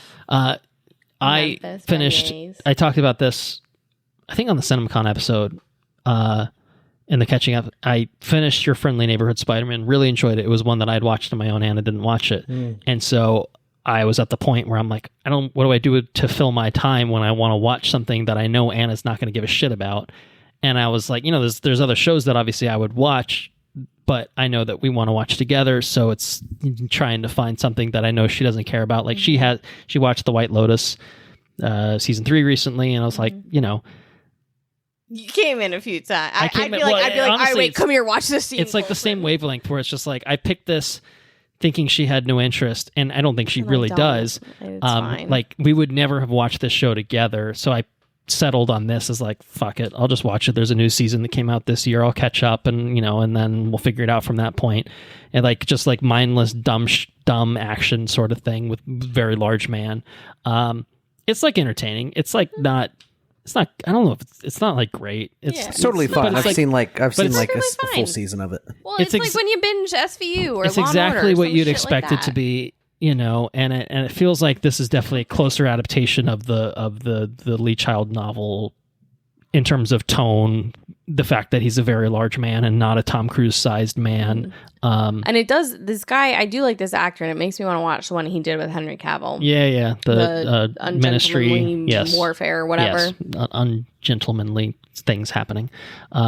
Yeah, he's good. He's fun. It's like a solid cast. It's a little small town in Georgia sort of thing, murder mystery going on. I'm having fun with it. But do you know what I was going to call that movie with Henry Cavill? I was don't going to know. call it The League of Ungentlemanly Gentlemen. Yeah, I mean, might as well be. That's Not right. It's arguably a better Not title. right. I would watch that though. That's a pretty good title. Reacher's fun, but it's funny enough. you are treating it the same way that I feel like I treated the White Lotus season 3, where it's just like I'll just come in and like a random scene, come like in whenever she's saying Piper. Yeah, like some random shit's going on completely out of context, and then I'll just ask questions. I'm like, why am I asking questions about this show that I'm not watching? Like, but I know I answered them. but I know vaguely enough that like I still have some level of interest and intrigue, and so it's kind of the same thing for Rachel. It's like, what's going on? I was like, well, this guy died, he got killed. True. It's like that's what happened. So who's that guy? Yeah. So anyway, Reacher's fun. Anyway, and then finally we watched a little Star Wars, not Andor. Not Andor. No. Not Andor. I'll rant about that. Now, when you guys talk about Andor, I'll come in and rant about Benjamin Bratt, I'm sure. No, we watched Star Wars. We watched Star Wars: A New Hope, 1977, and I own the special edition DVDs that came out in like mid 2000s. Well, like the gold Darth Vader head on the side. No, so not these even are those. these ones that came out in I think 2003, something like that. 2003, I think, because I would have gotten them in like 2005. And they are these special edition DVDs that it's a 2-disc set, and the second disc is the original theatrical version without all of George's like fucking stupid shit. I think it's literally the last time that they put out the original theatrical versions have been officially released in any way. And I got those shits, and for the past, let's see, we weren't dating in 2019, but 2020, 21, 22, 23, 24, for the last 5 years, I've made Colton watch DVDs. And Gross. Because of the shitty because it's the original whatever and it's on DVDs, we've had to do the zoom function on the TV. We watch it because it's so small. It's rough. It's pretty rough, but I like watching the original. I don't like watching all of George's dumb shit. And like Empire, I can watch. Honestly, even like Return, I can watch. But A New Hope, changes. his fucking Just bullshit ruined. special edition of A New Hope is fucking bad. It ruins it for me. It's not good. I don't even want to hear this bullshit about Han shot first. Han's the only one who fucking shot. Greedo never even gets a fucking shot off. Any version of this that has Greedo firing a single shot is not real. Fuck that. And so I had in the past attempted. McClunky. Where's the McClunky cut? Bring it back. We watched that in 2020, and we saw that, and I said, absolutely not. Turn this off. We're watching the good one. Is that what they call the money shot? Han Solo. No, that's when Greedo's raw dogging it. Oh, okay. Please stop. Please stop. We do see Greedo does come back from the dead, so there's that. That's fun. No. So anyway, That's a rabbit hole. Anyway, I always kind of wanted to watch the despecialized versions, and we looked into that, and I think we talked about doing that for something. We've got big May plans to consume some Star Wars. I think is probably where we're at. We've only not all of them. Not the we're gonna do 9 of them, but not episode 9. I might chuck in episode 9. You have fun doing that when I'm not in this house. I haven't seen it since theaters. You are not to watch that while I'm in this house. Well, guess I'll kick you out for a very couple cool. hours then. Very cool So fucking good. show. It's got Babu Frick, as you said. So It's the only good part of it. Babu Anyway, Frick. we watched the 4K version of the 1977 original theatrical version, and it was lovely. How do you get that? It was great. Don't worry about it, dude. We'll talk offline. Anyway, You go to movies.net again? Is that on movies.net? yeah, Solar Movie. Yeah, it's right there. Okay. Yeah, Solar Movie. Good stuff. Good stuff. Well, I mean, so there's a lot of information about this project on Also, the internet. because we own the original versions. Yeah, we own, and we have both the 4K version of the special edition and we have the original theatrical version. We're not watching anything that we own don't this. already own. Yeah, that's literally true. We are not committing any type of There's rule breaking, at all. Because George, I guess really not even George at this point, because I guess at this point now Disney has refused to put out original theatrical versions, which is maybe in compliance with that, whatever George's conditions were for selling Lucasfilm in the first place. There's no way to watch the original theatrical versions of the original trilogy In 4K on streaming. And anything above DVD quality, anything above laser max, like beta disc, laser max, one of those things. Betamax. I don't know. There's laserdisc. I think laserdisc is technically the highest quality. Regardless, that you can get it's very difficult to watch this in its original format in high quality. Correct. But we found a way, and so we did that for the There's a project called 4K77, which was a fan-made project, which literally scanned a 35 millimeter print of the original Star Wars that they were able to track down. So they, it's fan made. It's somewhat unofficial in that sense, but it's quite literally a 4K scan of a 35 millimeter print of the original Star Wars. It's very nice. It's pretty nice. It's grainy as all hell. I love where it, it's supposed to be grainy as all hell, but it's kind of the intended experience. It's also like, I like watching the 4K version of It's Wonderful Life, but I will never watch the colorized version. I want to watch the black and white. That's how it was meant to be watched. I want to watch the original theatrical version of Star Wars. That's what I want. It's better than George's dumb shit, and even the tiny fixes that are fine. I don't mind. I don't need them. The technical fixes. It's just the fact that he has insisted on adding, unnecessary Java scenes or CGI shit, CGI thrown into random scenes, adding rocks to cover R2. The singer in return, it's the unnecessary change. It's like you want to make sure that there's not a metal stick showing for 3 frames of a movie and it looks like a lightsaber still for continuity purposes. Fine. That doesn't bother me.